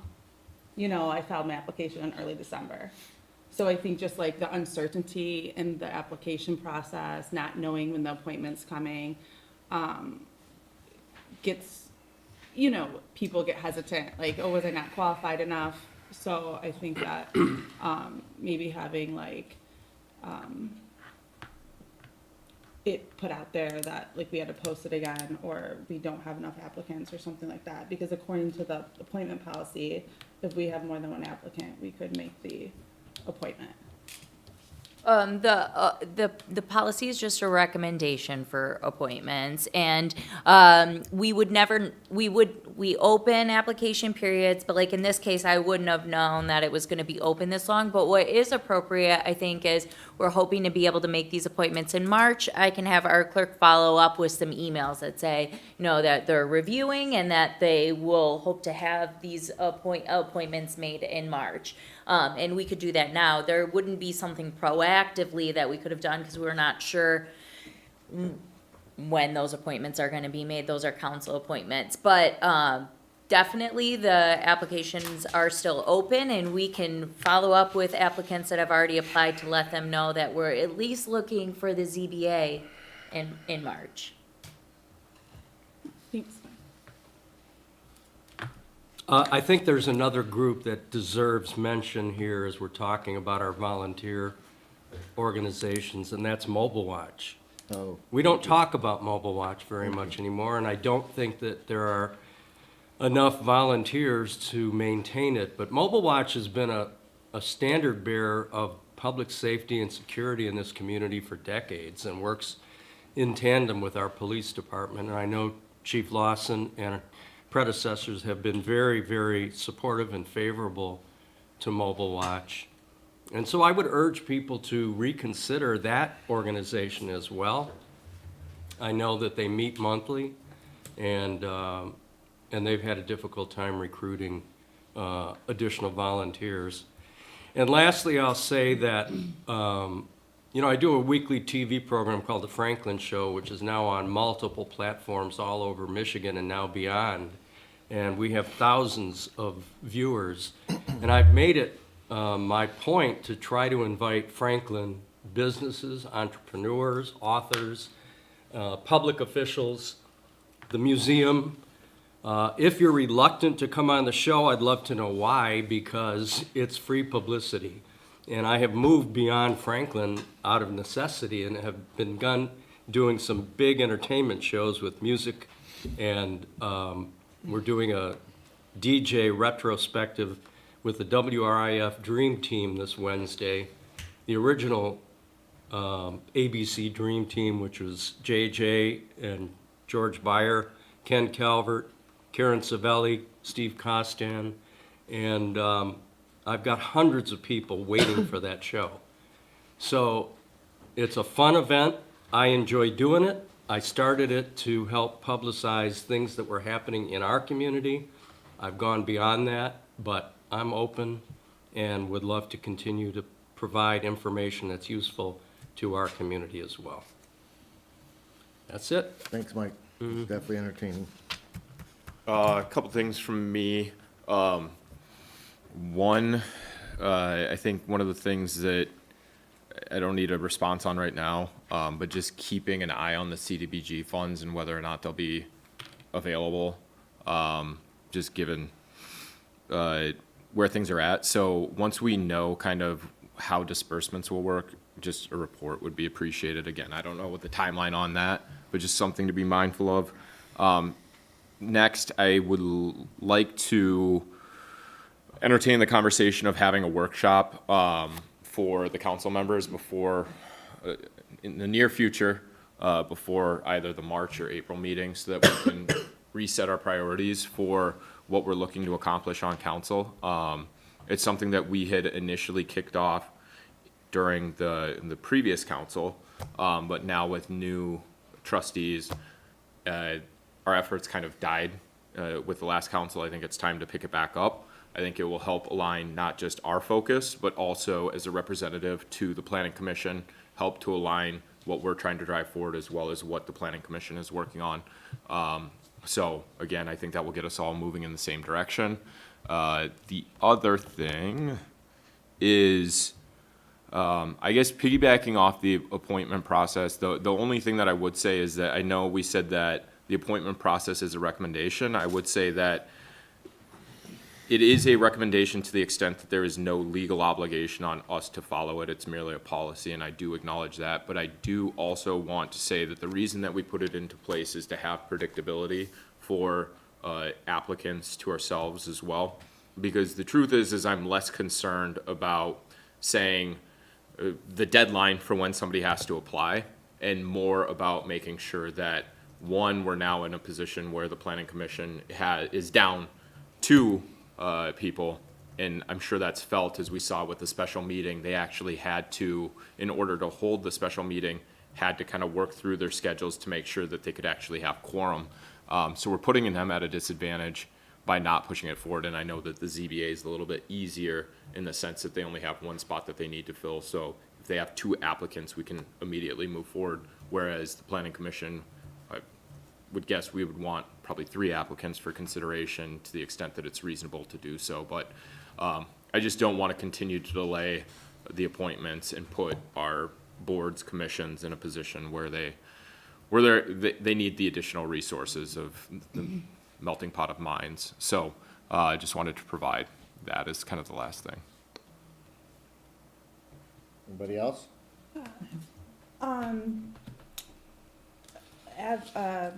Trustee Gates and I did the MML training this weekend. It was really great. So thank you for registering us, Dina. Thank you for recommending it. Mike, I don't know if you're gonna talk about this, but you're doing a meet and greet tomorrow at the library? Mhm. Okay. Yep. So you'll mention it, because I went to Chiefs, it was really good and well attended, and I wanna make sure you have fans there. And then, Susan, are you gonna talk about the accreditation meeting? Okay. And then just wanna recognize that it is, Black History Month, and, all the contributions, to the city and, the state and the country, and those who have fought for freedom and their rights. So thank you, everyone. Ian? I don't have anything, thanks. Okay. Nothing to report.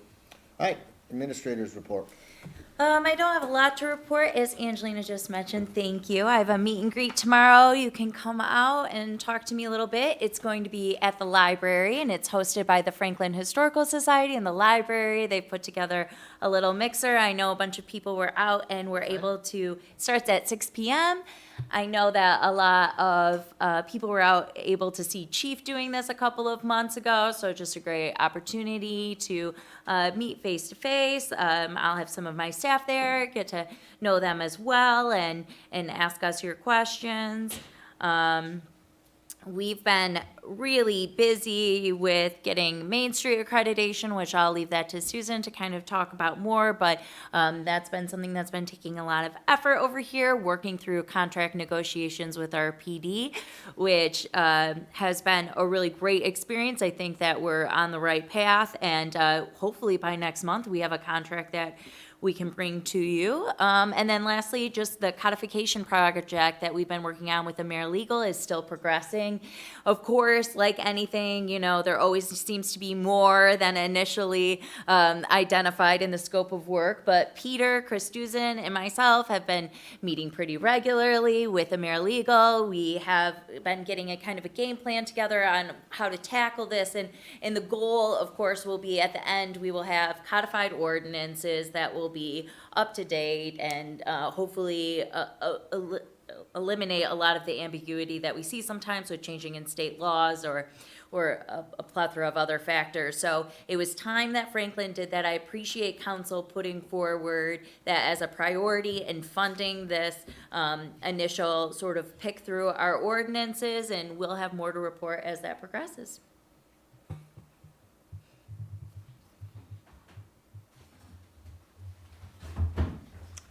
All right, Stuart.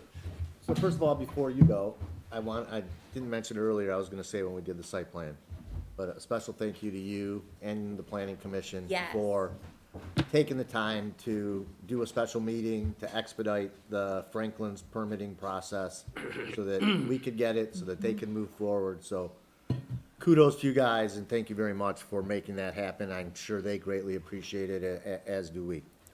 So, and thank you for that. I appreciate it, and I'll share those sentiments with planning. Just along those lines, in case members of the community are wondering why we held a special public hearing for them and say not another opportunity, is it mostly what it came down to from a decision-making standpoint from us is that one of our goals in planning is to improve the Main Street and working with Main Street to improve our community. And along those lines of those goals, we felt like it was within our purview to be able to sacrifice our time as well as I appreciate the time the village office put into this to be able to do that. So I know that there might be some questions why we did it. But the reason really is we're trying to meet those goals that we set a year ago apart. We talked to council about, and that's one of the means of which we're executing it. Delaying it didn't help our community in that way. So thank you. For those that are watching this, and in light of the fact that I might scare you off if you do this, but please come to planning if you're interested in applying for planning. We're not that scary. At least I don't think I am, but it's a fun opportunity to really contribute to the community. Several of our trustees here have been on planning over the years, two directly, and I think, Pam, I think you came from planning before this is, yeah. Absolutely. So it's a great opportunity. We have quite a few members in the community that have been on planning in the past and have spoken highly of it. Please consider applying, and if you don't make it onto planning, as we said before, there are other opportunities within the village to serve. But we'd love to have as many applicants as possible. So as as mentioned previously, we've had 2 public hearings since we met last. One of them was on the open burn ordinance, which I believe is still legal right now. So. Yep. And then the other one was the one that we have talked about already, the site plan, which you already approved. As well as thank you, by the way, for village administrator and attorney for meeting with the extant lawyers with regards to some of the concerns about the updated cellular ordinance. So they had a 3-hour plus meeting or something, some significant amount of time discussing what we currently had in plan for our cellular ordinance. And the feedback was brought back to us in our last meeting to discuss how we can update it, improve it, and be in line with the state of Michigan. Everything that we wanted isn't always all in there, but everything that we at least need to have is in there, and then we're still discussing that. So we'll continue to discuss that this month as well. Those are the main topics. Our schedule otherwise is kind of light because with the new committee that was created for public access right away. I don't know. Infrastructure Committee. Infrastructure Committee, yes. They've taken back over the pathways discussion. So we're willing to help and support with those discussions as needed. But that's where we are with planning. Yes. I'm sorry. What's the like to date go- of the next planning meeting? It is not this Wednesday, but the following. The 19th? Yes. Yeah, 19th. Sorry. 19th. Yeah. So now that we've established the infrastructure committee and we have a planning commission that's really all about land use in the village, I'm curious about how you see the planning commission working with the infrastructure committee. Do you anticipate that? Are you moving work that you guys did to a different group? So How do you see this that is still new. unfolding? Yeah, this is still new for me as far as the infrastructure committee. I think that with Trustee Sally, we need to talk and discuss how we need to do integrate with them and collaborate.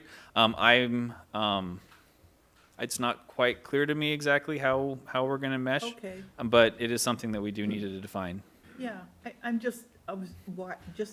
it's on my radar, no particular issue or anything, but it strikes me that your purposes are overlapping. So I'm curious about where that might happen or might have Well, happened. the infrastructure committee was created through council, so I'm Yeah, I curious know. from you what the use case is. So that would be more of a Yeah. question I'd return. Right, so just to comment to that, I'm not on the infrastructure committee, by the way. But what I will say is that the point of the infrastructure committee was to have a focus and to kind of take these one-off subcommittees that all dealt with infrastructure type things and combine them into a single committee where we can start to drive progress outside of just a monthly meeting cadence. Yeah. And so my recommendation would be, and it goes back to my point, which is we need a workshop because our committees off of council should be motivated by how we're setting priorities as a council. And so it would be an opportunity for us to help to say, here is a priority or what we think should be a priority of the infrastructure committee. And then if I were on the infrastructure committee, I would say, here are the things that we tackle to the extent that we need additional resources that the planning commission brings the specialty to. We loop them in or however they want to structure it, but that's how I view it. I meant to comment on that when you said it, so we'll come back to that. Let's finish up with Stuart if you have anything else. No, I had nothing else. Any questions though did you ask, I answered your question? You did. Okay. No, it was because you kept talking about the meeting and anybody can come, but you didn't say when it was. And Oh, I don't know. sorry. No. All right. Are there, for everyone listening, are there any requirements to be on planning? Was it 18 years old and a resident of Franklin? Yep, a resident for 2 years, correct? Okay. So that's it. Sorry. We, You're good. we have an eclectic group. So, I mean, we're not, we're villagers. We're neighbors. Yeah. There's not really much as far as qualifications go, other than like a sense of civic duty. Like, that's really what it comes down to, is like, do you care about your neighborhood? Do you care about your neighbors? And do you want to represent them and the decisions you make? It's really, it's not, and you know, listen to your neighbors and talk to them, being willing to put yourself out there. It's really not a, let me put it this way, like, I'm a former Boy Scout, Eagle Scout. One of the things that they teach in scouting is your responsibility to your community. Obviously, it's stuck. And that's what I want to teach my children, my son. That's what I want to teach my nieces and nephew. That's what I want to teach my family members, is that responsibility to community matters. And we're not paid to do what we do. We care about the people we're around, and we show that by serving them. That's really what we want, someone that's willing to do that. Excellent. Thanks. Thank you. One quick comment. So you need to be a qualified elector to be on the planning, and I just want to give, Yeah, I don't think there's how long you have to live here. Yeah, because I was on ZBA before I lived here. Yeah, 2 you don't, years. no, that's only to be on council. Just planning, okay. and I just want to give props and thanks to the planning commission. When they prepare their proposed ordinances, they really leave no stone unturned, even as telecommunications. I've seen other municipalities just kind of gloss over and say, we'll comply with state law and put something together. You got a tough planning commission. They are reluctant to release control. They want to make sure that everything is thorough. There's a lot of back and forth. Probably over thorough in their analysis. So We they're doing a love fine them. job. Yeah, you don't. And yeah. just to I don't have to clarify. convince any one of the three of us about that. Yeah, you guys take. Yeah. Just to clarify, so is the requirements for planning the same as ZBA, or are there unique requirements around planning, just for the I'll audience? take a quick look, but Yeah. you have to be They're the qualified. same. Okay. Yeah, I'll take a quick look, but I think they're the same. You just have to be a qualified elector. Okay, perfect, thank you. And then also too, when I joined ZBA Mag, I was able to go to a training. If someone joins one of those boards, would we provide them training if they request? Ooh, I think we'd have to be careful with a blanket statement that we would provide training, because there's all different kinds of Yeah. trainings. I could make training opportunities available and let someone know, but like, for example, if someone wanted to participate in the Citizen Planner course, I think it would be really a great course, but it's very expensive. I mean, not very expensive, there's a cost associated with it, it's an 8-week course, so, I mean, I would be More very careful about that. More like the $95 one, that's like 4 hours, you know, if they wanted to just get like a quick, like, these are what zoning laws are and these are what planning. We could look, I wouldn't necessarily even know what those trainings are. It really is up to individual members on these boards to become educated about the spots that they're serving. I can definitely reach out to my network and make a list of available trainings. And I think that it's reasonable that if they're, you know, under $100, right around $100, that the village helps support that, but that's not something that we've budgeted for or prepared for. I just would be careful with like a blanket statement. For example, I don't think it would be wise for us to pay for Citizen Planner for everyone on plan. No, of course not. I was just thinking like a quick 101. MML does, Basically, what go I ahead. do is for planning and ZBA, we are in the Michigan plan. So Yep. they offer classes, and when Yep. when I see them, I let them know. Yep. Yeah, that's We fine. distribute like the map classes, yeah. ML has free guides as well. Yeah, that's what I meant by like, we provide educational resources if they thought they wanted more, background. We of can how they- absolutely put a list together of those. What I do want to avoid would be, you know, running full like education courses, but I think that is absolutely fair to, and we have a list compiled to, you know, you're a new member, here are some great trainings like we did with council. Yeah. You guys did such a good job, so. Anyone else? All right. Also, I would be remiss if I didn't also thank Dana and Meg for also making yourselves available for the special meeting. I don't think Susan and Peter go, but I know you guys were definitely there. Susan, Main Street report. Main Street Franklin report. So we've been very busy doing the accreditation process. So last week, we met with John Bry and George Vanettis from Main Street, Oakland County. They met with the board for a couple of hours. We reviewed our work plan, transformation strategy, talked about different grants available, all kinds of things. It was a great, great session. Just so you guys know, Franklin is one of 13 select level communities in Oakland County. There are 28 Oakland County communities that are part of the Main Street program. So we are in the top tier, and we will continue to remain there because we will be accredited again. So, shout out to my very diverse board. It's probably the most diverse board that we've seen. Meg and I have talked about this before. Consists of business owners, representatives from Franklin Baseball, the Franklin Community Church. They're part of it too, so I'm very, very happy with them. All the different organizations, that's helpful. Yep. And speaking about baseball, I'm going to be working with the Franklin Historical Society and with the Franklin Baseball. We're going to be putting together new banners for downtown. Yeah, registration is open for It is the open. Franklin Baseball League, so. Yeah, I think it's everybody- through the end of the month into March. Yep. Yeah, okay. So yeah, so we're working on that. You're going to see new banners out there, and that's going to be paid for by the Historical Society, so I want to thank them for that too. So Wonderful. we've been working a lot closer with them, so. Thanks to them. Yep. And I know that there's a lot of changes that are going on downtown. We are very aware of it. I talk a lot to potential business owners that are wanting to come in. So we're trying to get the word out there. Please come in here. The board's willing to work with them too, anything we can to get new businesses going. Great. It'll help once we have, the Franklin Oyster Bar going too. That'll be a great thing. So, any questions? I have a question.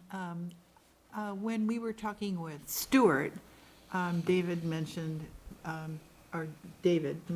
lot, the importance of the alignment between the work of the Planning Commission and the goals of the council.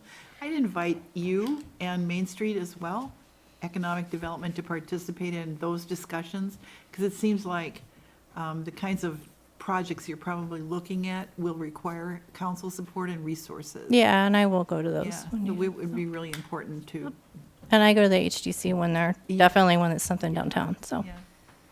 Okay, Thank you. all right, thanks guys. Thank you. So I want to circle back, David, I'm assuming you're thinking an evening Yeah. workshop for Yeah, I was thinking. schedules? So what we used to do, or I guess last, 2 years ago, is that we just held it right before the council meeting, so we transitioned from the workshop Oh, in. that's a good idea. I like that. Yeah, that way we're just keeping it. I'll go ahead and circulate some dates and times, and we'll see if we can get that scheduled.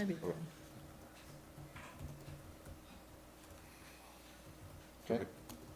All right, new business.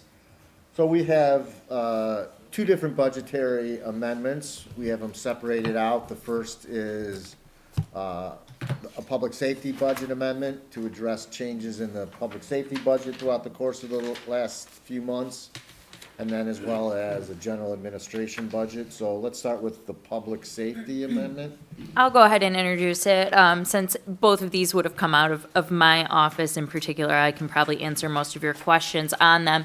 So we saw these budget amendments come together in front of council back in November. And at that point, there were a lot of questions about the specifics of the budget amendments. We decided to put a pin in it. And for conversation's sake, I've split these out into two different budget amendments. The first one you'll see is pertaining specifically to public safety.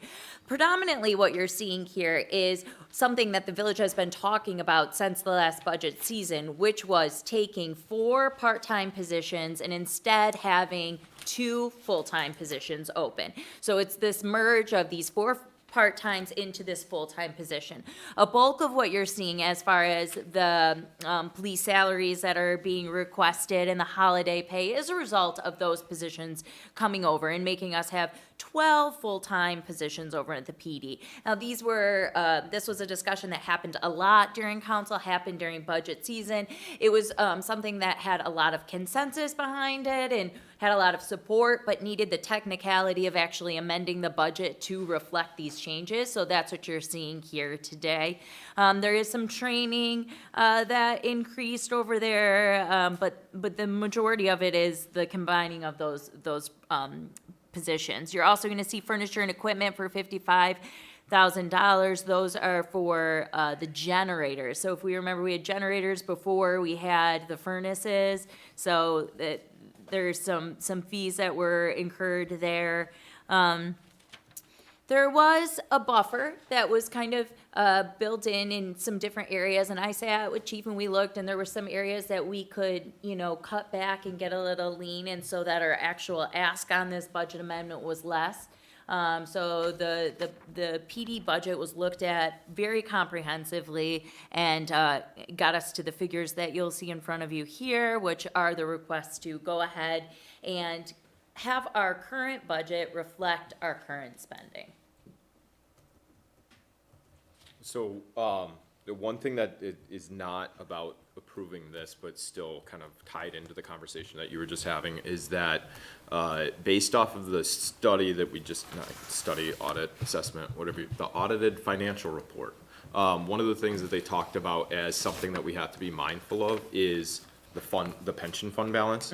And that was for calendar year 2023, 2024, that didn't contemplate the addition of 2 full-time officers. I would imagine that the full-time officers contribute to the pension, whereas the 4 part-time would not have.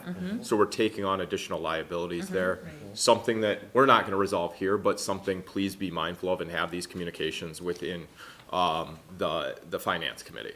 Is something that we just need to be mindful of on a go-forward basis, that we are going to see an impact, and that's why I was asking whether or not there was a simplified calculation. But from a global standpoint, Chief, we had to, lost 2, supplemented them with 4, and now replacing with 2, or we're not adding 2 new officers to the mix. We had lost 2, and then when you couldn't find good replacements, that it evolved into the 4 part-time, and now we're back to 2 full-time, or are we adding 2 officers where we never had before?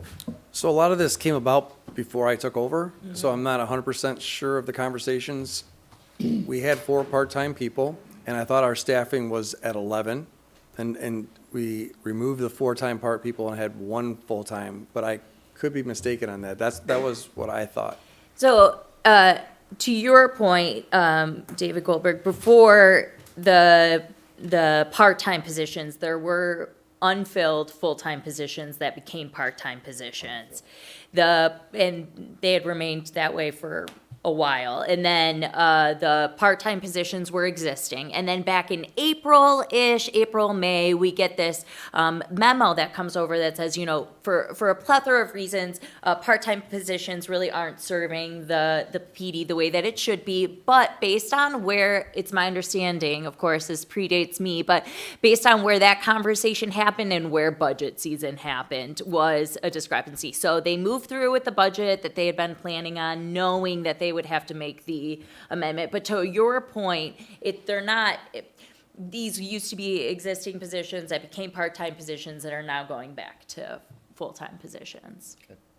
All right, sorry, David, go ahead. Yeah, no, I mean, that just kind of concludes it, which again, we did approve for moving part-time to full-time, and so again, for the reasons that were previously identified. That's a really good point. Fully support this, but just something we want to be mindful of for the 2024, 2025. Absolutely. Anyone else have questions or discussions? All right, anybody want to make a motion to approve the proposed budget amendment of 2/10/2025 for the police fund? Motion to approve. Second. Further discussion?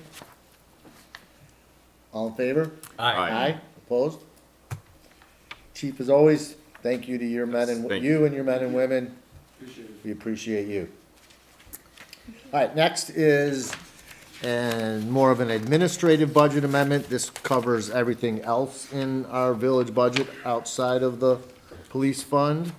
So Meg, again, if you want to give us some background. Absolutely. So what you have here, it would be a budget amendment request for expenses that pertain outside of the police department.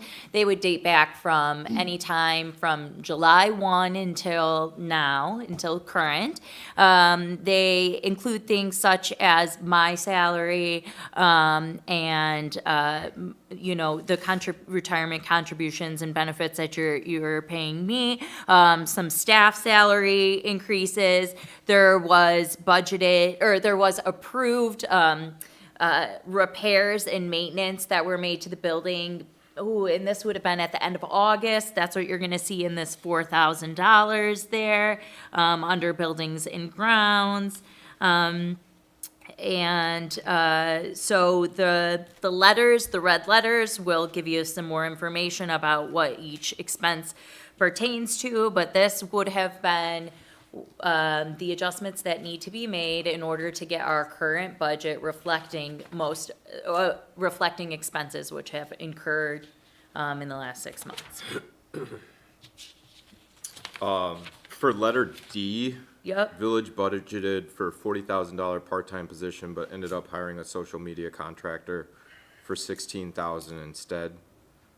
Split 50-50. Could I just get more context behind that one? Yep. So originally, there was a part-time, this is, of course, my understanding. I wouldn't have been here during this time. Originally, it was, a part-time position was budgeted for about $40,000. And that was, it's my understanding that during budget conversations, that position was supposed to be helping with social medias and in communication.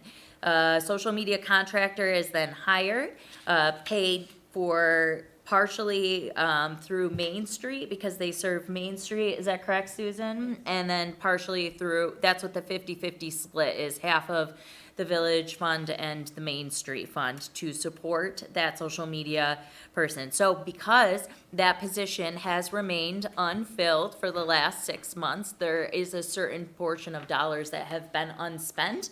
And like we saw in the PD budget, this cushion then was subtracted from the amount that's requested to make the budget amendment whole. Does the Main Street Fund come from the general fund? Main Street has its own fund. They receive a distribution each year from the village, but they have their own fund, their own bank account, their own financial controls. So when we approved the $4,000 in this bills list from the general fund, does that mean there was also another $4,000 that we paid her from? It's half and half. 8,000. 2,000 and 2,000.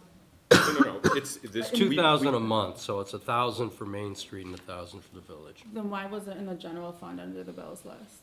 No, it's All checks are cut from the general fund. Okay. Then they're allocated. And then they're, They're allocated within the limits into their correct budget areas. Wastewater, Main Street. All checks are cut from the general fund. okay. Okay, so that answers the question why the HRC study was Yep. from the general fund? yes. Okay. Okay, yes. Okay, now we know. Okay, so that clarifies that.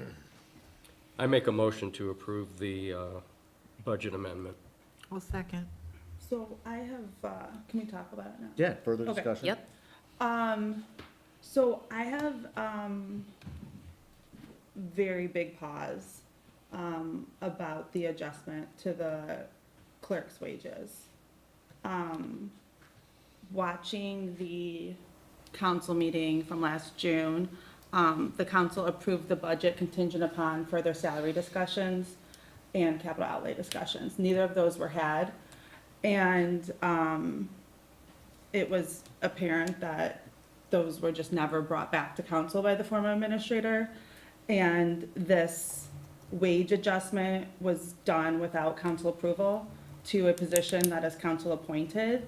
And it wasn't done within budget or authorization, so it was an abuse of power and exceeded the budget.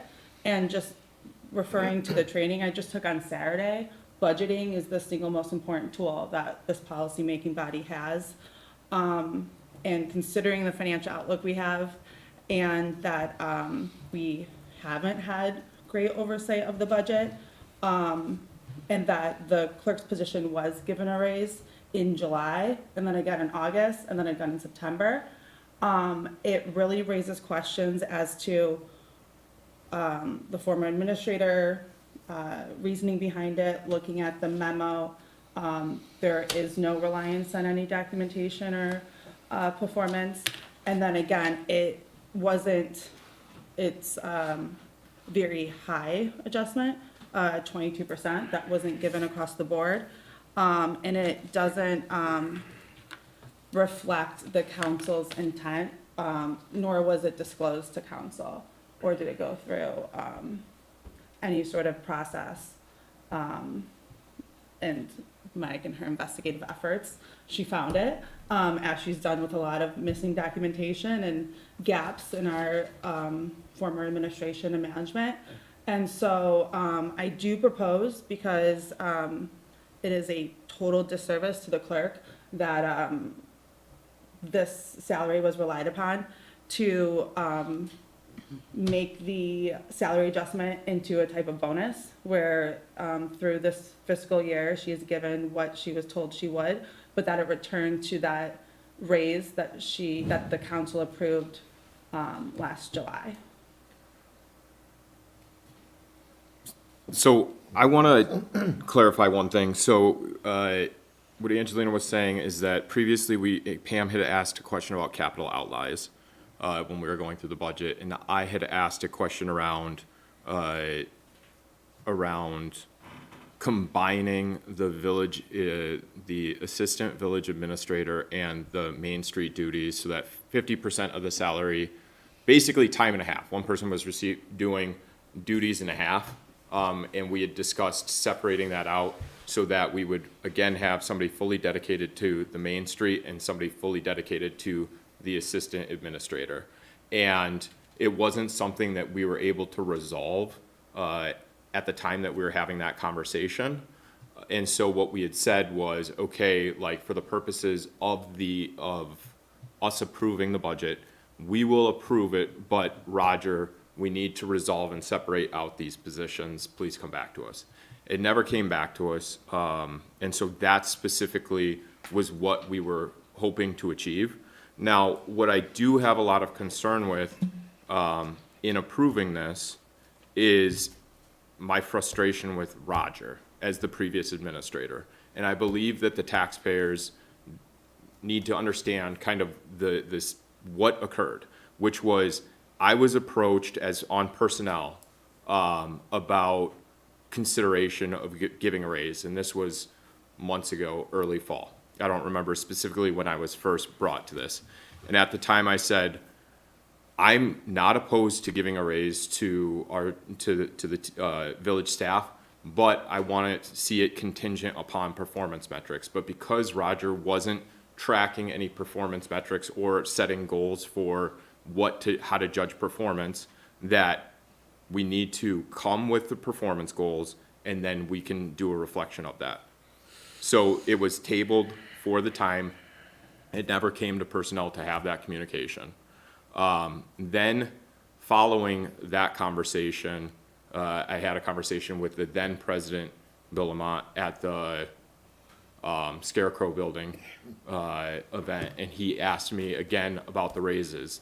That conversation occurred on October 26th, but he had approved the raises in August 26th. And what makes me concerned about that is our duties as a policymaking body is to approve a budget. And at the time, we approved a budget that included the salaries. And so when Roger issued the raises, he did it without the knowledge of the council. I at least was not aware of it at the time. Based off of Bill approaching me on October 26th, I don't believe that he was aware of it at the time. But regardless, it required the approval of council for us to exceed what we had approved in the allocation of the budget. And now we're in a position where we can't make an informed decision or a decision that doesn't cause a negative impact to somebody. And that is the ultimate frustration for me, where we can't make an educated decision without having to revert the salary of somebody's life that they are dependent on that. I think that, again, it was process, it was an overstep. He did not have the authority to take the action that he did. He had no reason to not bring it to council. At the point that he had issued memos, those were never sent to council, which is further concerning to me. But I just want to reflect the fact that I do take issue with how this has been handled, the lack of visibility to the council that sits here, and would ask that if we have future expenses that we have specifically allocated and that we will exceed specifically to the degree that we are here, that it come back to council to make that decision, because if I am going to have to pay taxpayer dollars, I want to be able to make that in a non-biased, as impartial manner as possible, which is, I have the facts before me, and I can do it without having to negatively impact someone.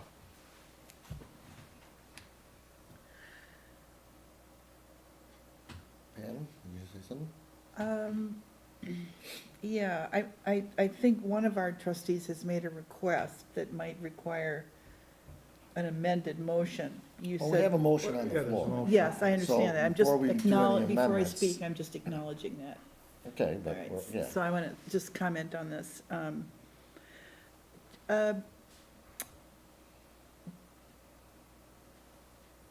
I'm not going to assume that there was anything nefarious going on here.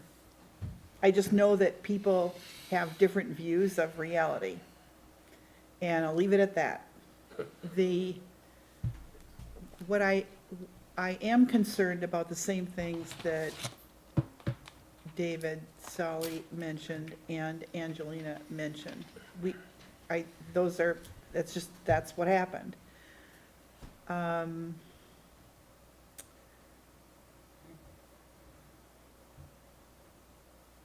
I think,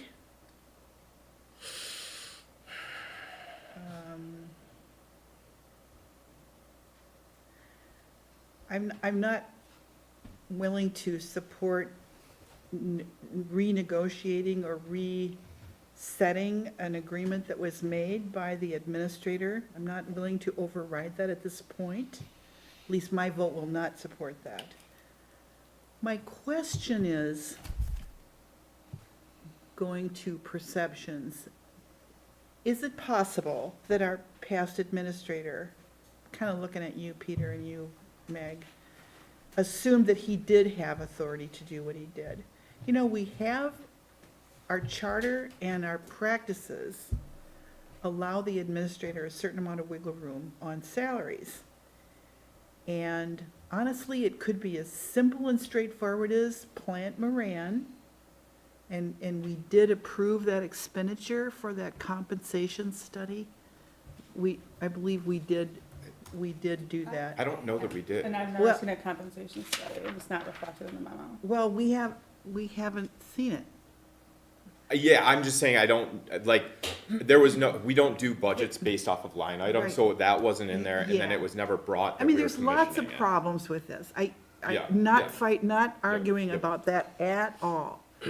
But I wonder if, given the authority we've allowed that person, and some language in the charter about a budget authority, that it was as straightforward as, yep, Plant Moran gave us the study, that's the midpoint, I'm gonna do that. And So- reset. And that comment is worth nothing, because we still have to approve a budget amendment. Yeah, and I think that, I mean, it's important to note that, like, I am uncovering this at the exact same time that you would be. So anything that I can speak to, Roger's intent is just that, it would just be my interpretation of it. I can say that, he, as the administrator, when he was the administrator, or myself, we have the ability to approve raises for employees that we oversee. However, the clerk is an appointed position. There's been a lot of discussion about that. Of course, the clerk used to be elected. There was a charter amendment in 2020 that takes place that makes it an appointed position. I go back and watch the meeting where Dana was officially appointed, and her appointment was approved by council, but no salary is set, no salary is discussed.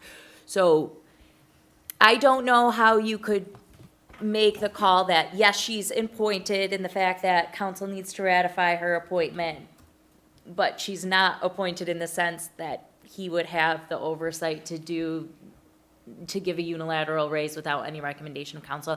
I can't, A fair point. I can't really reconcile that. However, I can say that in the past, as we had seen him treat this position with Dana, we hadn't seen him discussing salaries. So is it possible that he had a misunderstanding? I mean, I don't know. That seems, I can't really speak to any of Did he that. come to council for the clerk's raise? he has previously come to council, because council gave the clerk a raise. So, Just 2 years yeah, before. real quick though, I just want to say that based off of how, again, how I look at, and I could be wrong, this is a conversation that Roger and I had, is that I think about it very similar, and again, maybe this is an oversimplification, but essentially, the village administrator and the staff are, and this is regardless of who reports to who, the village administrator is essentially the executive function of our local municipal government. We are the legislative body. So just as that, we create our allocation of budget. And then the executive has to operate within that allocation of budget. To the extent that they exceed it, they have to come to us for the authority to do so that we can reallocate. Now we're forced to revisit this conversation 3-4 months after the fact. And so that's where I'm saying, I don't see it as something where we have to figure out who reports to who. Something we can clarify in the future, and I think that makes total sense for us to do so and probably clean things up. But the material fact here is that he exceeded his authority when he went over that budget without the approval of council, because that's how the separation of duties functions.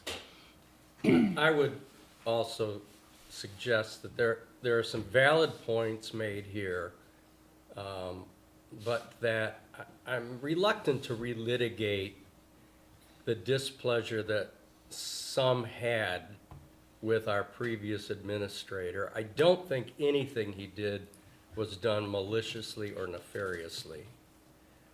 And I do know that we had a lot of trouble as a personnel committee just committing to time. The 3 members of the personnel committee had a difficult time scheduling meetings. So you don't agree, but I was the one who was being asked to try to coordinate meetings, and I had a tough time. But so if we're going to talk about the personnel committee, it was you that contacted me about this conversation. And what I said is, if we move it to the personnel committee, I will not support it. My understanding is that you equally talked to Mark, who was the other third of our personnel committee, who equally said that he would not support it.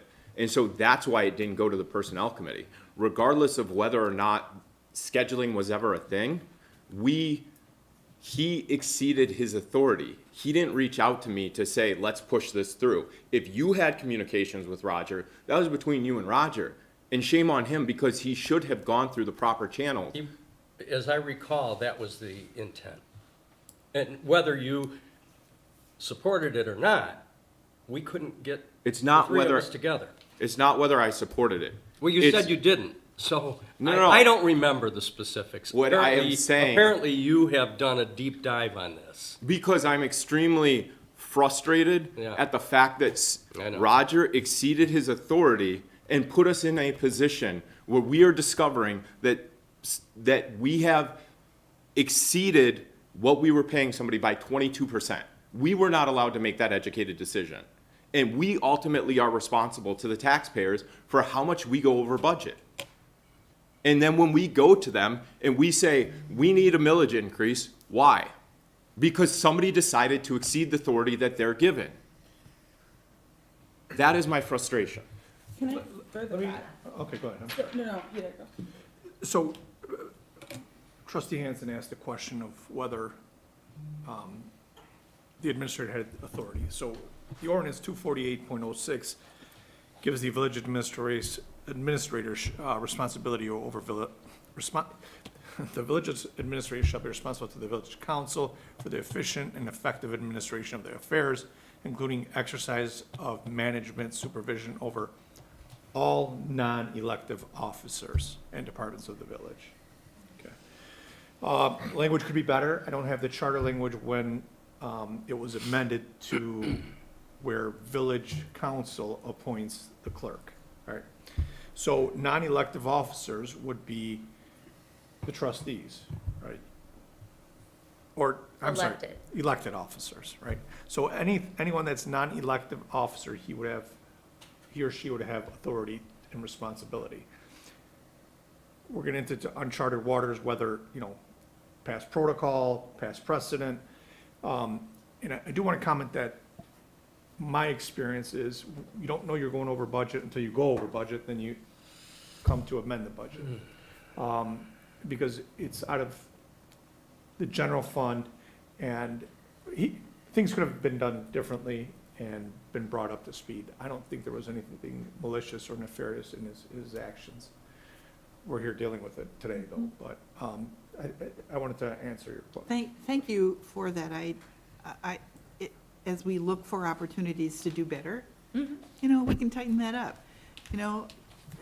The reality is our clerks, even our elected clerk, was an employee, in effect.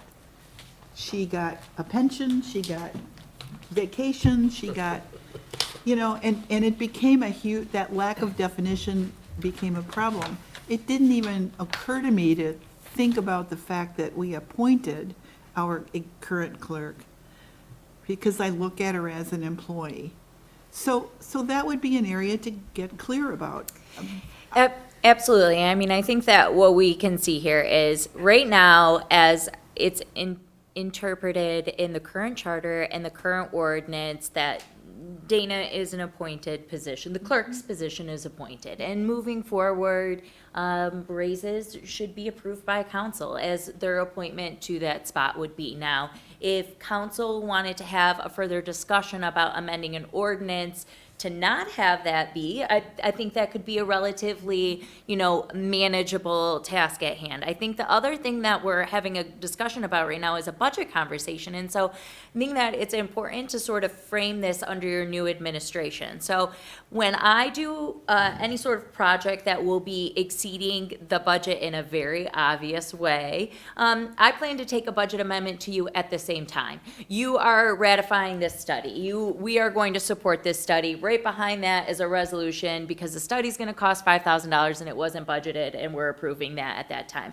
That does a lot of things for us. I think it helps me keep better track of where we're at in the budget. It also helps us save time with Plant Moran instead of doing a full forensic, audit here, trying to find where these budget amendment needs to go. And it allows us to make more informed, better informed budget decisions. And so moving forward from this council, you can expect, when we have these large unexpected expenditures, that we'll be having a conversation about them. And if the budget amendment doesn't come immediately with the action, then it would be there to follow. I think that you can also expect that until we were to make some changes to either the ordinance or the charter, that I would consider and interpret Dana as an appointed position.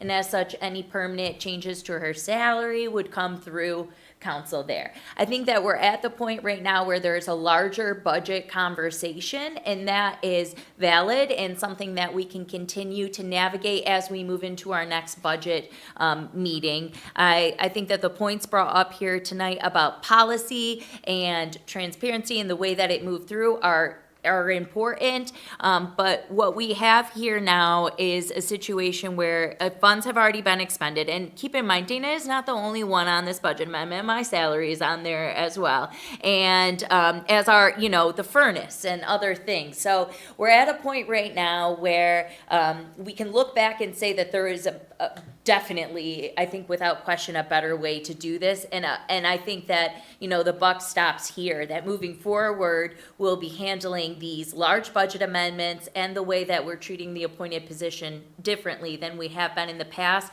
But we are confronted tonight with a budget amendment of funds, in a large part of which have already been expended. There's no doubt that we need to have a budget conversation that includes things such as the Main Street Economic Development Rule and these other roles in the office in general as a whole. It needs a full staffing conversation, and we'll be working with the People Committee to start that conversation and then bring it to all of council, because it's relevant to the Finance Committee just as it is to everyone. But tonight in front of us is, I think all the points, I appreciate everybody's feedback on that. I'm glad that we've talked about it. Unfortunately, we are in this situation right now, and in front of you tonight with this budget amendment is what we would need to make our current budget whole. One last item, it does say that the administrator shall recommend to council concerning the appointment, suspension, removal, and compensation of all employees of the village. Okay. So he should have. Recommend. came to council. Recommended. Recommended, okay. And so I appreciate what Mike said. I have no doubt, I am unequivocally certain you would never do this. So I know for a fact that this would be nowhere in your vicinity of performance doing this. Just want to make clear to the public, this is not a normal merit increase, right? This raise was 24%, and this was done 3 weeks before Mike came on board. And it was not disclosed. And he knew how to get a raise for himself, and he went through the council. And to me, and a lot of people here are trying to put themselves in the frame of mind of Roger, which we can't do. What we can do is say that he knew how to get his raise because he went to council for his raise, and he knew that he was bound by the charter. And the charter says that he must recommend to council compensation. So those two facts known to him clearly show that he exceeded his authority. And so I think that the wrongdoing is acknowledged, but then when we here come and then have to approve of the wrongdoing with taxpayer dollars, when we're trying to cut 2, 3, 4, 5% from budgets, is like really hard to justify. And when I speak to residents and they say, you know, the taxes are too high and the taxes are too high, and I want to see them go through the budget with a fine tooth comb, like this is what we're talking about, like these overages that, you know, were not contemplated by council, and council didn't have the chance to listen to a recommendation and think about it and say, okay, if we're doing this year, what do we have to cut out? And next year we're gonna have to, you know, tighten up our belts because of this new pension. Like, that is what we're here for. That is what we were elected to do. Be fiscally responsible to our taxpayers, to our constituents. And like, to echo what, you know, Stuart said, like, we are public servants. We serve the public. And to me, like, I won't Angelina, vote I think for you it. made your point. We have to stop relitigating. It is a brand-new day. Let's move past the past. You are very hostile towards the previous administrator. He's gone. I'm not hostile towards Well, that. you I'm are. hostile Let's towards move on. the Let's move on. abuse of power. It was not such an abuse of power. We wouldn't be here today Yes, amending we the would be budget. here today. We always have budget amendments. If discussion's done, there is a motion on the table. There is a motion, we've had discussion, I'm ready. I'm gonna call for a I'm gonna vote. call the vote. Dana, let's do a roll call vote in favor of the motion to adopt the budget amendment for, I guess we'll call it our administration budget amendment. Trustee Fairs, Yes. President Goldberg, Yes. Trustee Hansen, Yes. Trustee Solly, Yes. Trustee Salter, Yes. Trustee Salapa. No. All right, motion carries. Couple things. To our clerk, this is nothing personal. You're an amazing clerk. We love what you do. This is something that we are sort of wrestling with our predecessor, and we will, in the course of the next few months, figure out how to address this. But this is nothing personal. It has nothing to do with what you do for us on a daily basis and how much we appreciate you and everybody in the staff. Here, here. Here, here, I support that.